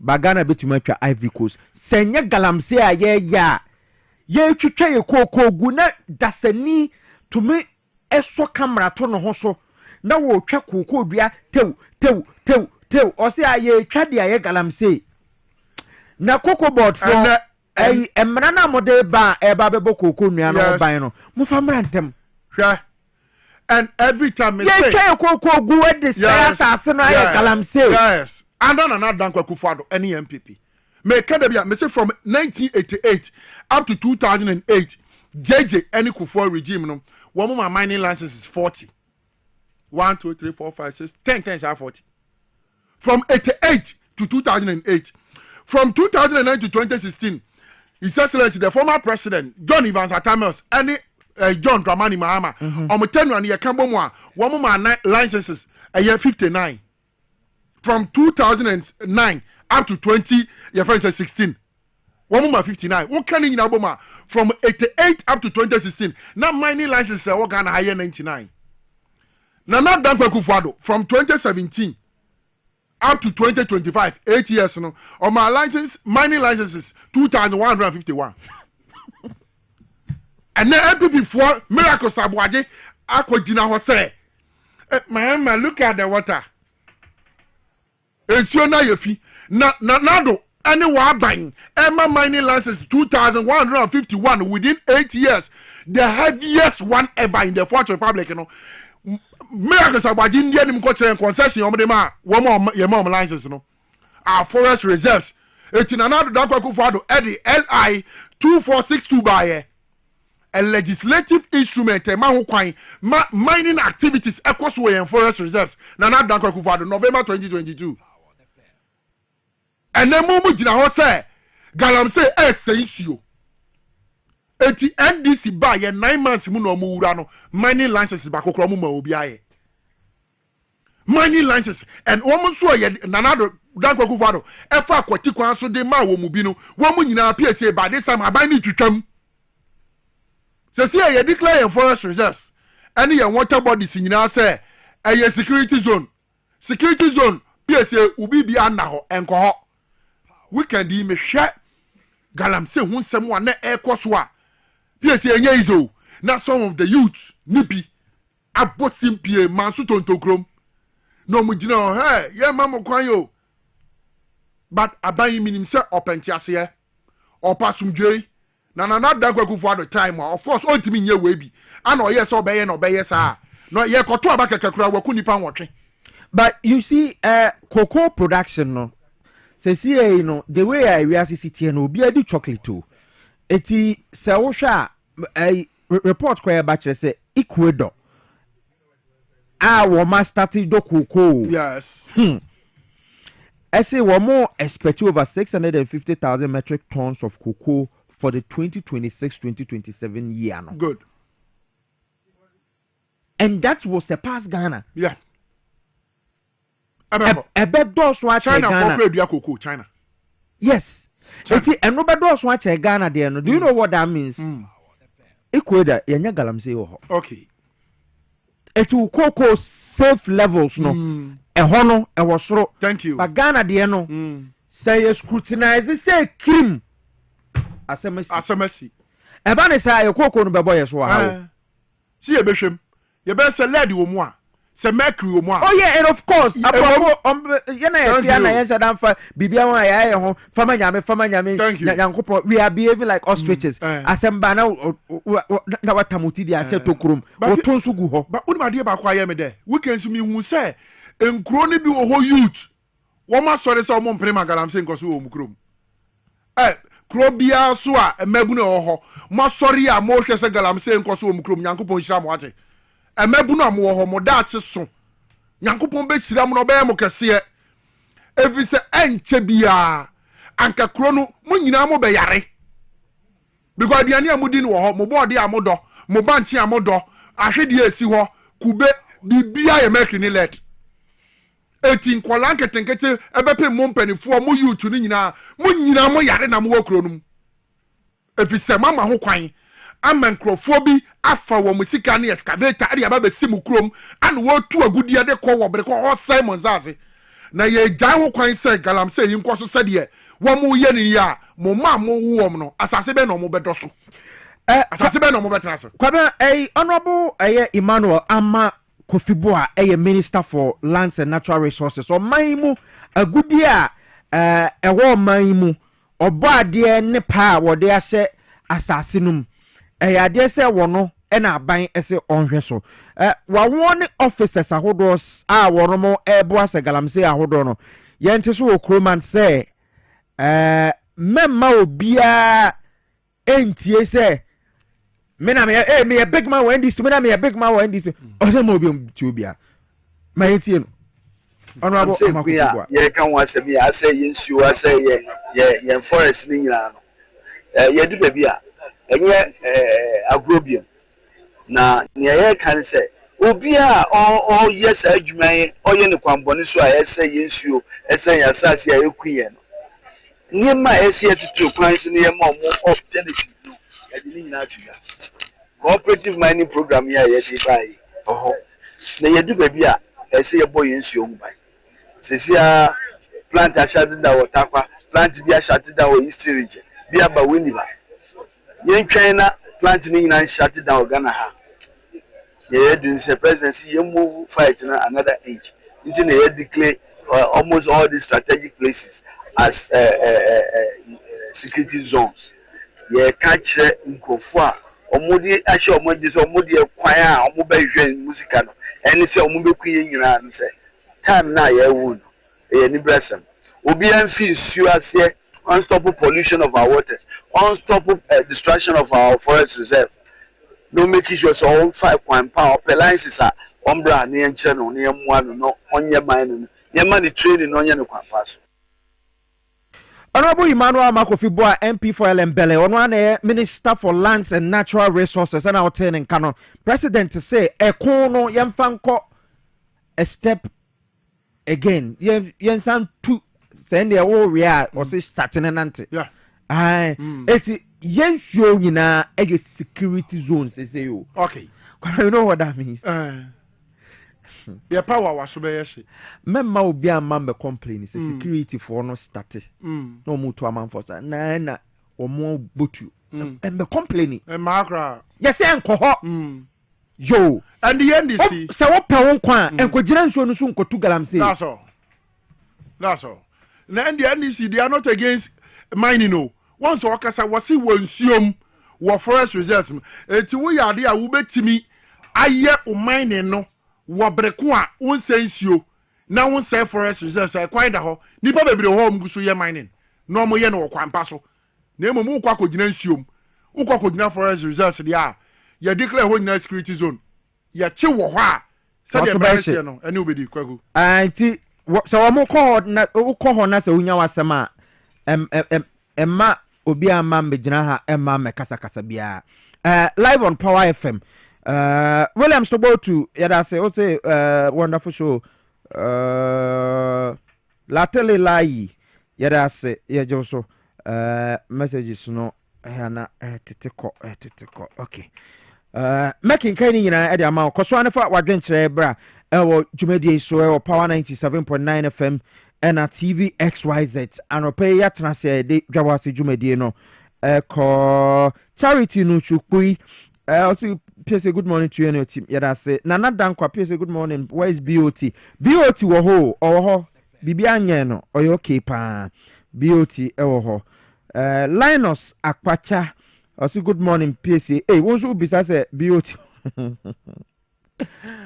BOT chare the aye the this over be fafia kakra the way na man for si bisa on there e chese nipa bebre e kai pa baba fafia kakra me pon show ya me friend no BOT okay or okay bibi anye no abushwa for my yanko let's talk educational consult na yanko twetwe komo sese anopai wo ba no daate ya de ahuhia wo nkran na wotie mi a se wo de wo ba no eco let's talk ya elementary school aye bo ama nkola no ya ma wo munimde ene book mu nyansa aye betuma bo wo nkola no ne wo no mu adidi agorokra wo school mu wono kra ebi wo no madwemo nti anopai wo de a ne se wo ne yen ebetwetwe enkomo ewo let's talk educational consults and anopai ye entrepreneurship public speaking and art free 0249 069 821 0249 069 821 your Teshinungwa Estates ye ben Lejokuku Municipal Assembly no edema yene Madam Time Bomb and twetwe enkomo CCA.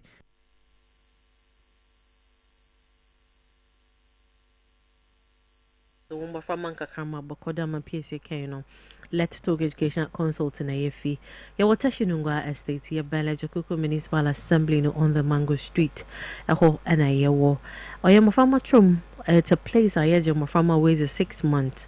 Na one up to 6 years. Sisi and Yamin Chaze, we are expanding into no, there will be around 4 sometime. So yeah, 6 months, and if you want to 6 now, we'll continue 6 to 9 and then 9 to 12 because we use the Montessori and 9-deck program. Grade 1, grade 2, grade 3. We do it just like it's done outside. Okay. And not like the other Montessoris. Because schools where Montessori is all right, but it's grade 1, grade 2. We do the actual one and a Ghanaian with a Ghanaian concept. Yes, the international flip no. Yes, a account. About me okay, I show you so Facebook, Instagram, and LinkedIn. Your number is 0249 069821 0249 069821. Yami Aduma Yam watch na Yoruba school. Yes, we are coming to school. We took some 5 days break be. Na Yambocha Yoruba school, and we are happy to receive the kids back to school. Yes, we are ready for them to play. This term is going to be beautiful. This term, Nyami Aduma, it's more of activities, hands-on activities. In the Afi, this term, me carpentry kakra, masonry kakra, farming kakra, nini na account more so. I'm development of our friend YFO. Piesie, I have a number of people who call me and ask, Madam Time Bomb, then I know you are with kids. What are you actually into? But TV, radio, doing any business in common. Yes, so I'm in education. Madam Time Bomb is in education. I'm an educational consultant, but my specialty, a child development specialist. That is who I am. So I'm from my one development, which covers 5 areas. Physical, social, intellectual, cognitive, oba one physical development, oba one addition, agruzi. It's more relate with unkofu. It's more by one in your mind such a way that one drum battery when you one tom. We have those who are antisocial naturally, and we have those who take time to build themselves and relate with others, and so that is what I'm into. So if your child is experiencing learning challenge, everything is an aba may it's home common social challenges. As a parent, you need counseling and guidance on what and now you've taken a step, maybe it didn't go well with a child. You want to find a way to go about it. I'm also into that. urban trainings, and so I'm into trainings. I train teachers, especially teachers open what from us in our training when you're just like we come to talk about on TV. So that is what we are into. Madam Time Bomb is in left, right, center for kids, and so that is what we are into. And the pay I brought to your doorsteps. I know that on Cherry our teachers back to the classroom. Yeah. And PSA, you know that when you take 10 teachers, it's only one teacher. And this statistics was brought out by UNICEF when they were gathering the data on teacher ratio to Mwaframa, where when you go out there, you have one teacher handling more than 30 kids, and it's happening. You have one teacher who handle more than 30 kids without an assistant. And so when they took 10 teachers, out of 10 teachers, it's only one teacher not to more regulating when it comes to one mental health. Wow. Now, so what come mental health? PSA, my for a example. You see the way outside you did it like a venerable, it's them from my that's them painful, it's a diary ball and all that. But a kesha will come, nessa eto donima. You see the silence that you get. Yeah. Our daily lives as teachers, we only get that when we are out of school. Out of school, yeah. Even when we get home, especially those of us who have kids and all that, it's just like that until maybe 9-10 when they are asleep. Now that. So our serene mental, like our journal by a very quiet there, while the solemnness of the mind, is between 10 to 3:30. Because you wake up as early as 4 to put things in place and go back. Into 1 out of 10, meaning that person could be a man, not doing homely activities so much with the kids, engaging them, and then coming back. And so I'm here advising any teachers in the day. Whether we like it or not, our kids are looking up to us, and we can't get to your sanity equals your kids' development or classroom. In this man as a teacher, I'm a pocho. Mark yourself that was you need that. I watched a video of a young lady who took a video. It's on social media. Ne mami na ne papa. Na ne mami ye chechenye. Na ne papa ye chechenye. And the mother was marking papers as early as 3. And the father was holding the phone and then was a light. I don't know if their lights were out or no was a phone. And the girl was mami.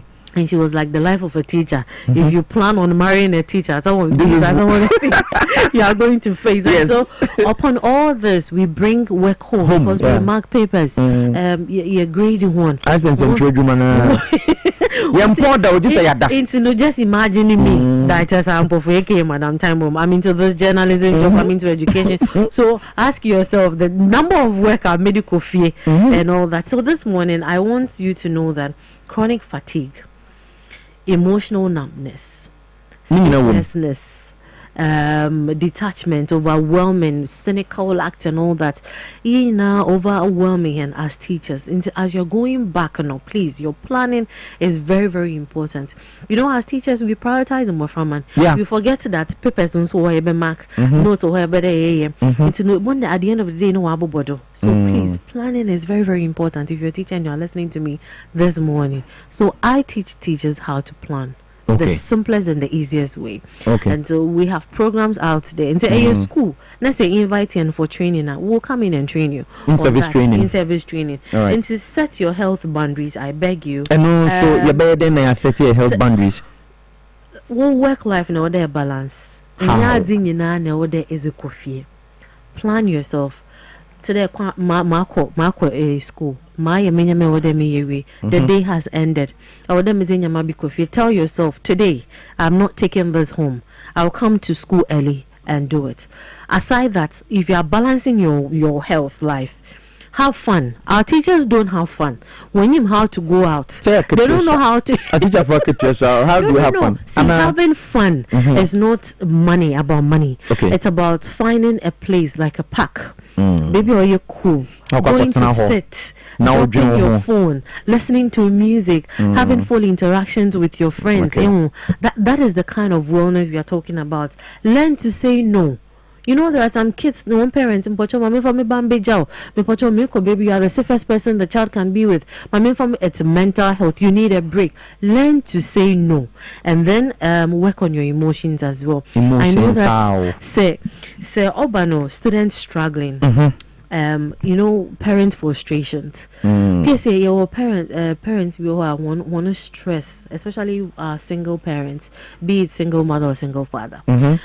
The kind of frustration they will go through. Every other baby onto me mobi. So you have to run something and keep the kids there. If you're not doing out of fun, please, I beg you, work on that. Separate the emotional frustration, because parents be a can send be a child the wakumodo throughout the day. A baby is going through something, maybe an apa or school when you the banner and farm back. And so you have to find a way to get food for the child. You do your best, you get food for the child. That is your emotional separation should be there. Well, how I dream a reho the main experience of school. Find a boundary to it. So I normally tell teachers who come to school at my end on all those we train that when you get to the gates of the school, leave your emotions.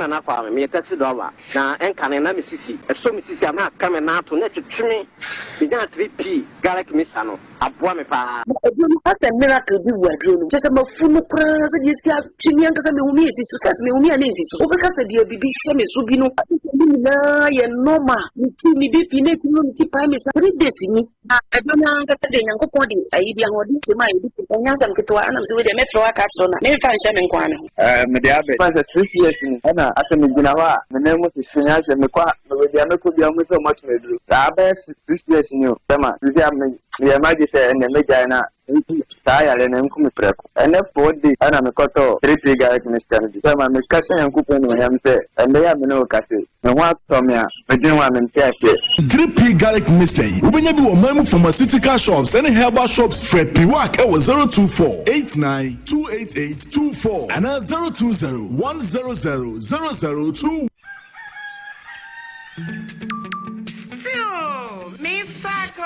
Misaka and Nemum was a summer brabo. Any kind of phone na swabrabo. Canino na anti sacro. So would this case ye? And I said, Uchen Sika, our lorry station. Na a home say. Neso and ne. Momo see. Misaka pensions, Caro. Misaka or the Sika. Misaka insurance no.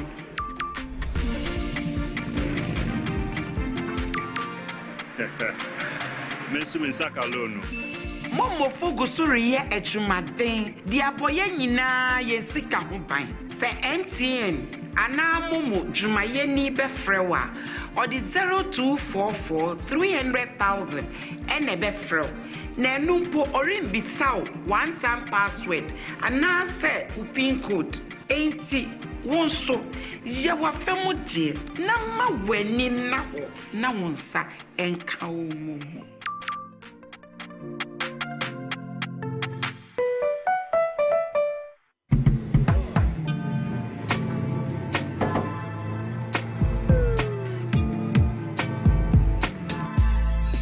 Welcome to AutoCheck Vehicle Diagnostic and Licensing Center. I hear my car can be checked here without going to Accra. Sure.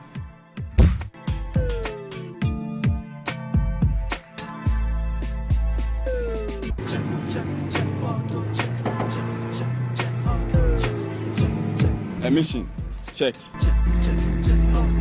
Alignment, check. Brakes, check. Visit AutoChecks at Koforodia Aquadrum Road for the roadworthiness of your vehicle, from saloon cars to heavy-duty industrial vehicles. Madam, your car is now ready for the road. Thank you so much. AutoChecks, check. AutoChecks, your safety, our priority. Check, AutoChecks.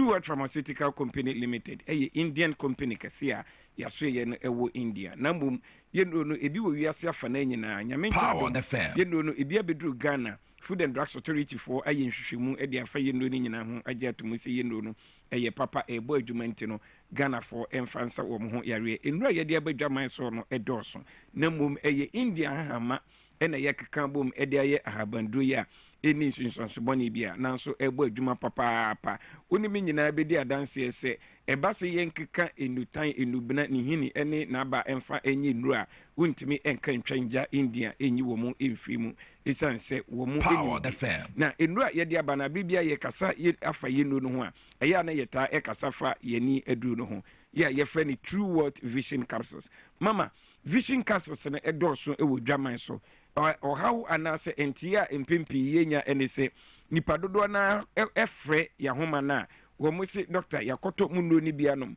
nanso still problem no ɛda so ɛwɔ hɔnom wobɛbisa sɛ wɔntwa aduro no mfa nsɛndew no na sɛbi yɛkɔyi adu foforɔ ɛna de ama no enti abibia yɛka kyerɛw sɛ wokɔ yɛkasa nyinaa no yɛde aduro no picture ɛde ato TV no so mo a mohwɛ yɛn wɔ TV no so na mo a motie wɔ radio no so no ɛyɛ a yɛde yɛ number no ɛbɛma mo enti wokɔduru hɔ mpo na wɔrefi aduro no din a mesrɛ wɔ abɔ mmɔden na frɛ na yɛni nipa na wɔtɔn aduro no nkasa na wɔnyi True World Vision Capsules no ɛma wo ɛnyɛ saa na yɛde adu foforɔ ma wa na kyɛ sɛ ɛte sɛ ne wato bɔ ɛde abɔ ɔsono ataa so sika na ɛna wohwie egu mepa kyɛw True World Vision Capsules wakɔ hospital na doctor aka kyerɛ sɛ ɛtɛ asi w'ani so ne broni ka ne cataract mepa kyɛw ɛntwɛn ɛma ɛtɛ no ɛmɔ w'ani fra ɛsiane sɛ ɛtɛ no ɛsi ani so a ɛfifi ketekete nkakra na ɛkata lens no so wotena sɛ yɛ ahwɛ ha na ɛkata lens no so wie a automatically wontumi ɛhunu adeɛ biem ɛma ne nyɛ yie afei obi a wakɔ hospital na doctor asen aka kyerɛ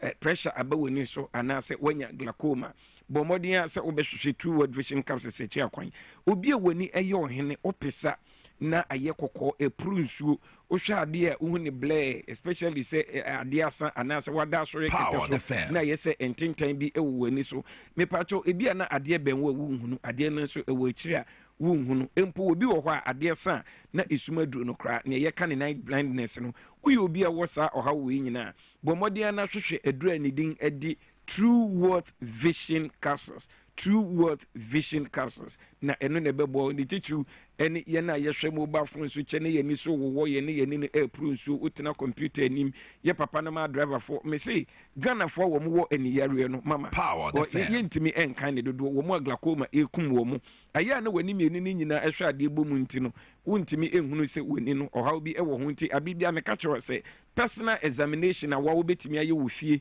ɛde ahunu sɛ w'ani no ɔhaw wɔ ho anaasɛ ɔhaw ɛni ho no ɛwɔ hɔ no ma wode kata w'ani benkum no na fa nifa no nko ahwɛ adeɛ na afei kata nifa no na fa benkum no nko ahwɛ adeɛ wobɛhu sɛ w'ani no baako kyimatɔ ɛwɔ ho wohu ne sɛ ana kyerɛ sɛ glaucoma anaasɛ pressure ɛbɛ w'ani no so ɛntena se ntwɛn ɛma w'ani ɛmfira ani ho yɛhwɛ anaasɛ ani ho ɔhaw bi a wanya no yɛkamfo True World Vision Capsules ɛde ama wo Ghanafoɔ dodoɔ naa na moahyɛ ase a monom yɛnu no obi wɔ hɔ na wɔnom toa baako wie a ɛno ano no wɔhu sɛ n'ani no ahyɛ aseɛ ɛtɔ no no wɔntɔ nkɔ so ɛnom aduro no biem yɛkamfo ɛde ama wo sɛ wokɔtɔ toa baako ɛhyɛm aduasa 30 anwummerɛ bia wokɔda a ɛna wobɛfa baako nya ntoboaseɛ ɛyɛ adwuma wɔ nipadua nom ɛsiesie nea akɔfa ɔhaw no ɛde ɛbrɛ w'ani no ɛma ɛyi firi hɔ nom ɛma wasom ɛtumi ɛdwo enti wo nom a mepaakyɛw nom to aso wonom baako na ɛsan san nkɔtɔ foforɔ nom a ɛnkɔpem sɛ wobɛhu sɛ sisɛ deɛ w'ani no ɛsi ne dadaa mu ansa na watumi agyae nom hyɛne nso sɛ me se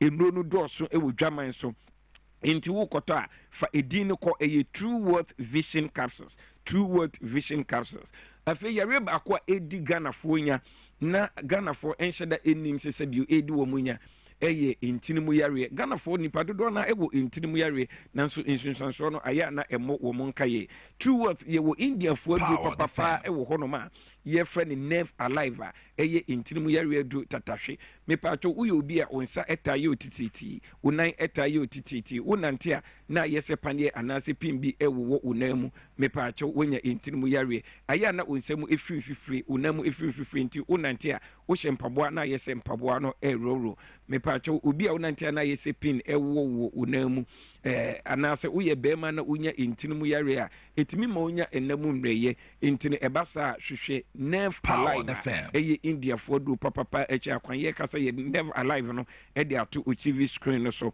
na afei yɛwɔ joint fortis wɔ hɔnom a ɛno nso ɛyɛ adwuma ɛwɔ yɛ nompem ɛne yɛpɔ so mepaakyɛw arthritis no yɛ adi wo nyaakyɛ no bɔ mmɔden na hwehwɛ indiafoɔ aduro a yɛfrɛ no joint fortis obi a wokɔtodwa ho no ɛmu tutu wontumi ɛnante wo nan so anaasɛ wakɔnya nkwanhyia ama wo nan mu abu anaasɛ wo nsɛm abu obi a wakyiri kase wakyiri brɛmu ɛyɛ wo ya osisi ɛtwew wogye wo ho a ɛngye ɛtwe ba ɔto ase ɛbi so na sɛ yɛka ne sciatica yi ahonam tutuo ɛne wɔ so mepaakyɛw ɛnumpɛ mu yareɛ no wapɔ so no nyinaa no yɛwɔ indiafoɔ aduru a ɛno so yɛde india hahama ɛne de ayɛ a yɛfrɛ no joint fortis ɛnɛ joint fortis nti yɛni akɔkora anaasɛ aberewa wɔ ghana hanom wapɔ so ɛne wo numpɛ mu a ɛyɛ ya wo catholic grɛgrɛw na awewe ɛma wote yi yaw no mepaakyɛw wonya joint fortis na ɛbɛbɔ ɛnyɛ painkiller na mmom nea akɔfa pains no ɛde aba no ɛbɛhwɛ na ayi ne nyinaa ɛfiri hɔnom kae na hyɛ ne nso sɛ ɛno so yɛ indian product no bi na afei mo a moanya diabetes anaasɛ ɛsikye yareɛ no diabetes wɔ hɔ ɛyɛ yareɛ bi a ɛyɛ na mmerɛ bi a atwa mu no yɛsɛ diabetes nni aduro nti no yɛtumi soso a no sɛ sɛ bi hiv ɛnɛ yi deɛ indiafoɔ adaroma nti yɛde diabetes aduro papapa ɛde aba a yɛfrɛ ne azaka na azaka no mepaakyɛ wo a woanya diabetes type 1 anaasɛ type 2 no woma wo nsa ɛka azaka no bi a ɛbɛtumi aboa wo mepaakyɛ diabetes nsusuansuo no bi nie wonom nsuo kakra bi na nsukɔm de wodidi a ɛnkyɛ na ɛkɔm adu biem osu tumi te na wo reduce weight mepaakyɛ ekuro bɛtɔ ho wobɛmia saa na ekuro no ɛnkɔ ne nyinaa ɛda adi sɛ woanya diabetes mepaakyɛ bɔmmɔden a na hwehwɛ indiafoɔ aduru a yɛfrɛ ne azaka no na ɛntumi ɛmmoa wo ɛberɛ no nti yɛntumi mmobɔ yɛnnuo no nyinaa so na mmom yɛwɔ vivado wɔ hɔ a ɛno nso boa mo amanya hypertension ɛna yɛsan nso ɛwɔ lady fort wɔ hɔ a ɛboa ɛma sɛ bio menses ɛma yi ɛba mo ti pains ɛnka ne nsu fitaa bi egu mu yɛwɔ male fortis wɔ hɔ a ɛyɛ mmarima do tatahwe mepatwɔ yɛ bɛma na wayɛ mmerɛ wɔ kɛtɛ so a ɛno no ɛma mogya pɔmpe kɔ obɛma no nti obɛma no afo ayɛ ketekete koraa ɛmu tumi ɛsan ɛyɛ du yɛ papa no mu amanya prostate anaasɛ moyare prostate yareɛ no mepatwɔ yɛwɔ prostate live wɔ hɔ a ɛno nso yɛ aduro tatahwe ɛna yɛwɔ koko aduro a ɛnka wotumi nom ne abibi a yɛfrɛ ne power liver mepatwɔ leading pharmacy herbal shop drug stores a ɛwɔ omega na mu nyinaa no wobisa true worth yɛno yɛ wobɛnya bi atɔ na mmom a motie yɛn ɛwɔ radio no so wohwɛ yɛn wɔ tv no so deɛ number no ɛda screen no so mo a motie yɛn wɔ tv no so no wobɛfa yɛ number no ɛwɔ 0558 724 302 0558 724 302 0558 724 302 and 059 558 2628 059 558 2628 na uni eni nkomo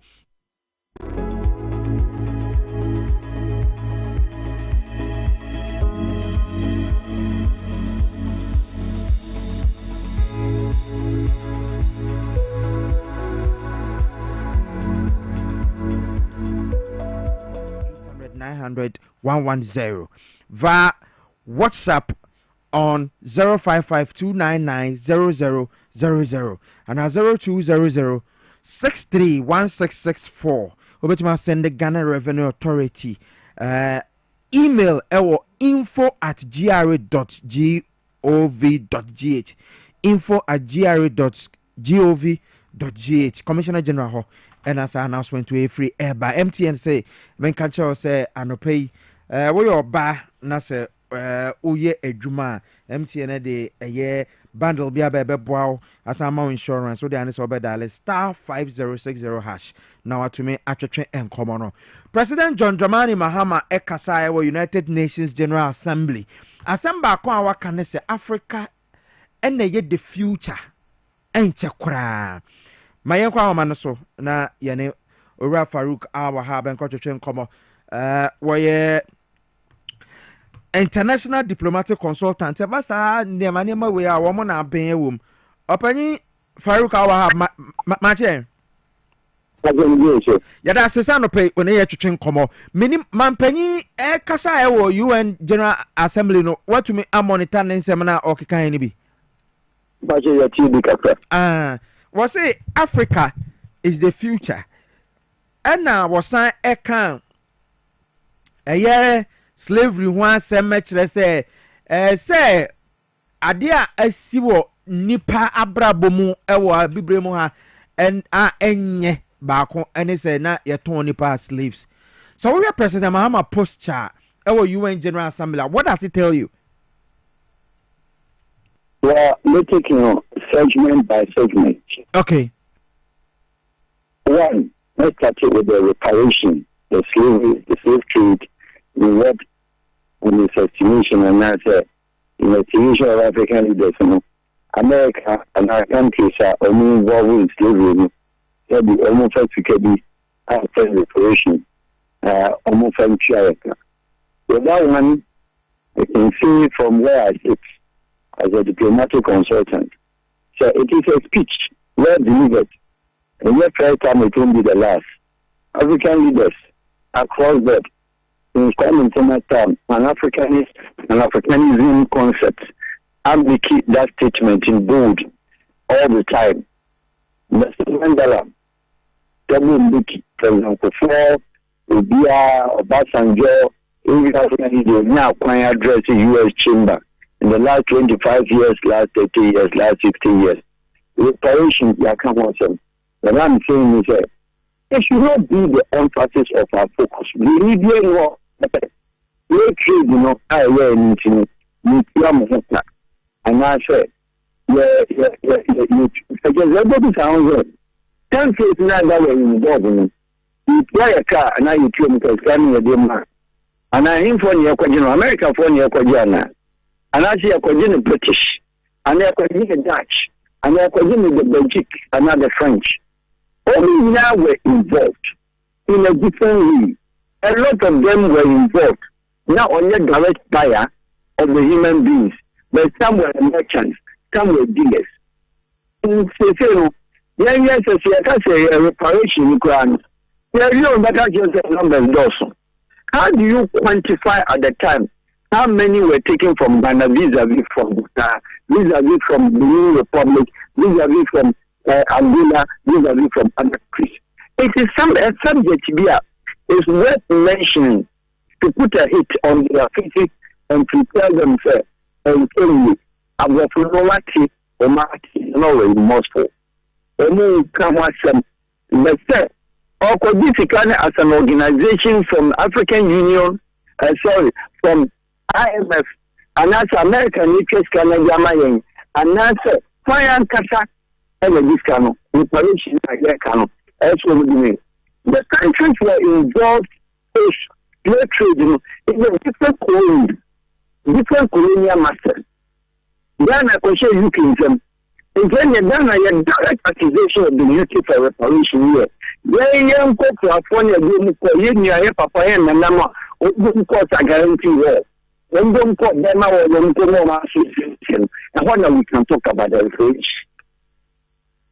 It is a country ban yen directly because Nana Akufo-Addo ofri so nan say akra make mention of it, but it looks like ye call UN General Assembly na yakwa kan yenim baby a ye target ya de na ko. And I make sure say is the most difficult dicey subject of the African leaders meeting such pronouncement. It is okay. It's worth mentioning what I mean. It's to remind the world what the bad deeds and what they did to Africa. That is okay. But to talk about reparation, the continent was divided among the Western cultures as well as colonial. That's the final idea. How to build the final idea? Where the final idea post slavery. You have colonial masters who colonize you. In the sense, you see a jail reparation now. Ghana before and now. And I said Ghana or in America and according to reparation. And Africa, or the main quantity, what the African countries now, when the slavery no more can women. Americans are young to women. What about Tunisians, young to women? What about Egyptians, young to women? What about Algerians? What about the Libyans? These are North African countries, the Arabian Peninsula outside of the Africans. Also, the Burma country, where are we dealing with the subject here? Africans, Egyptians, any the Arabs, you know, the Arabian Peninsula from Middle East. Yemen, across the basin, debating a side of the East. Only a dear you, any opportunity film, everybody organization, Linia, Asantini, and Santini, Obedi. Africans were also involved. It's a delicate subject. Reparation is something that we, from diplomatic sense, that it will not happen today, it will not happen tomorrow.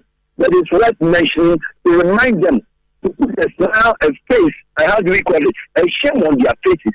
But I don't see how successive European Union, successive United Nations, our better said, 193 countries out of the world, they dealing with the issue of reparation. Then when the reparation also what the Europeans also supposed to give to the Asians, do you know how the Chinese were treated? Do we know how they also did the Chinese the Second World War? When you do we know how the Europeans treated the Americans? When we treated was the Vietnam. What about the Vietnam War? What about the Japanese Hiroshima? Has America going to repair them? Have they paid them? Have they done anything?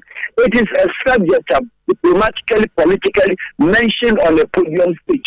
Okay. But the reality of it, I can tell you, sir, it is too deep, controversial, and very disturbing. You cannot. Until a good president of such here, and I like him for making that. It's a reference of the history, but it does not make a validity that we can achieve anything from reparation. Okay, there's a killing tree, no. What I Missing not as a killing tree.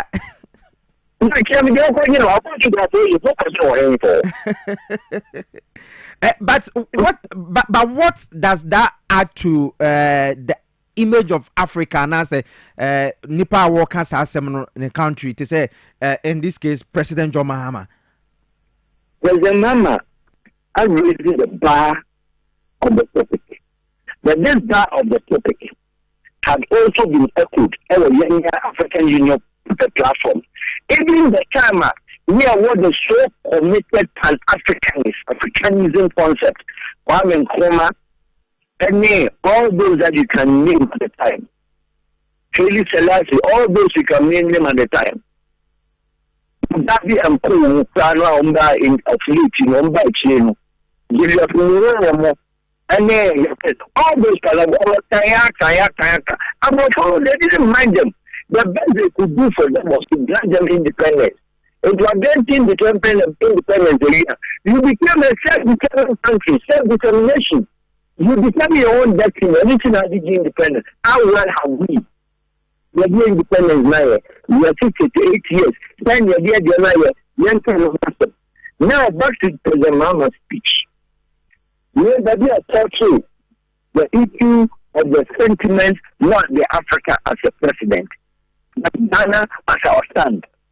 I like him for that and thumbs up for that. Meaning, sir, the Mama, this is not the first time.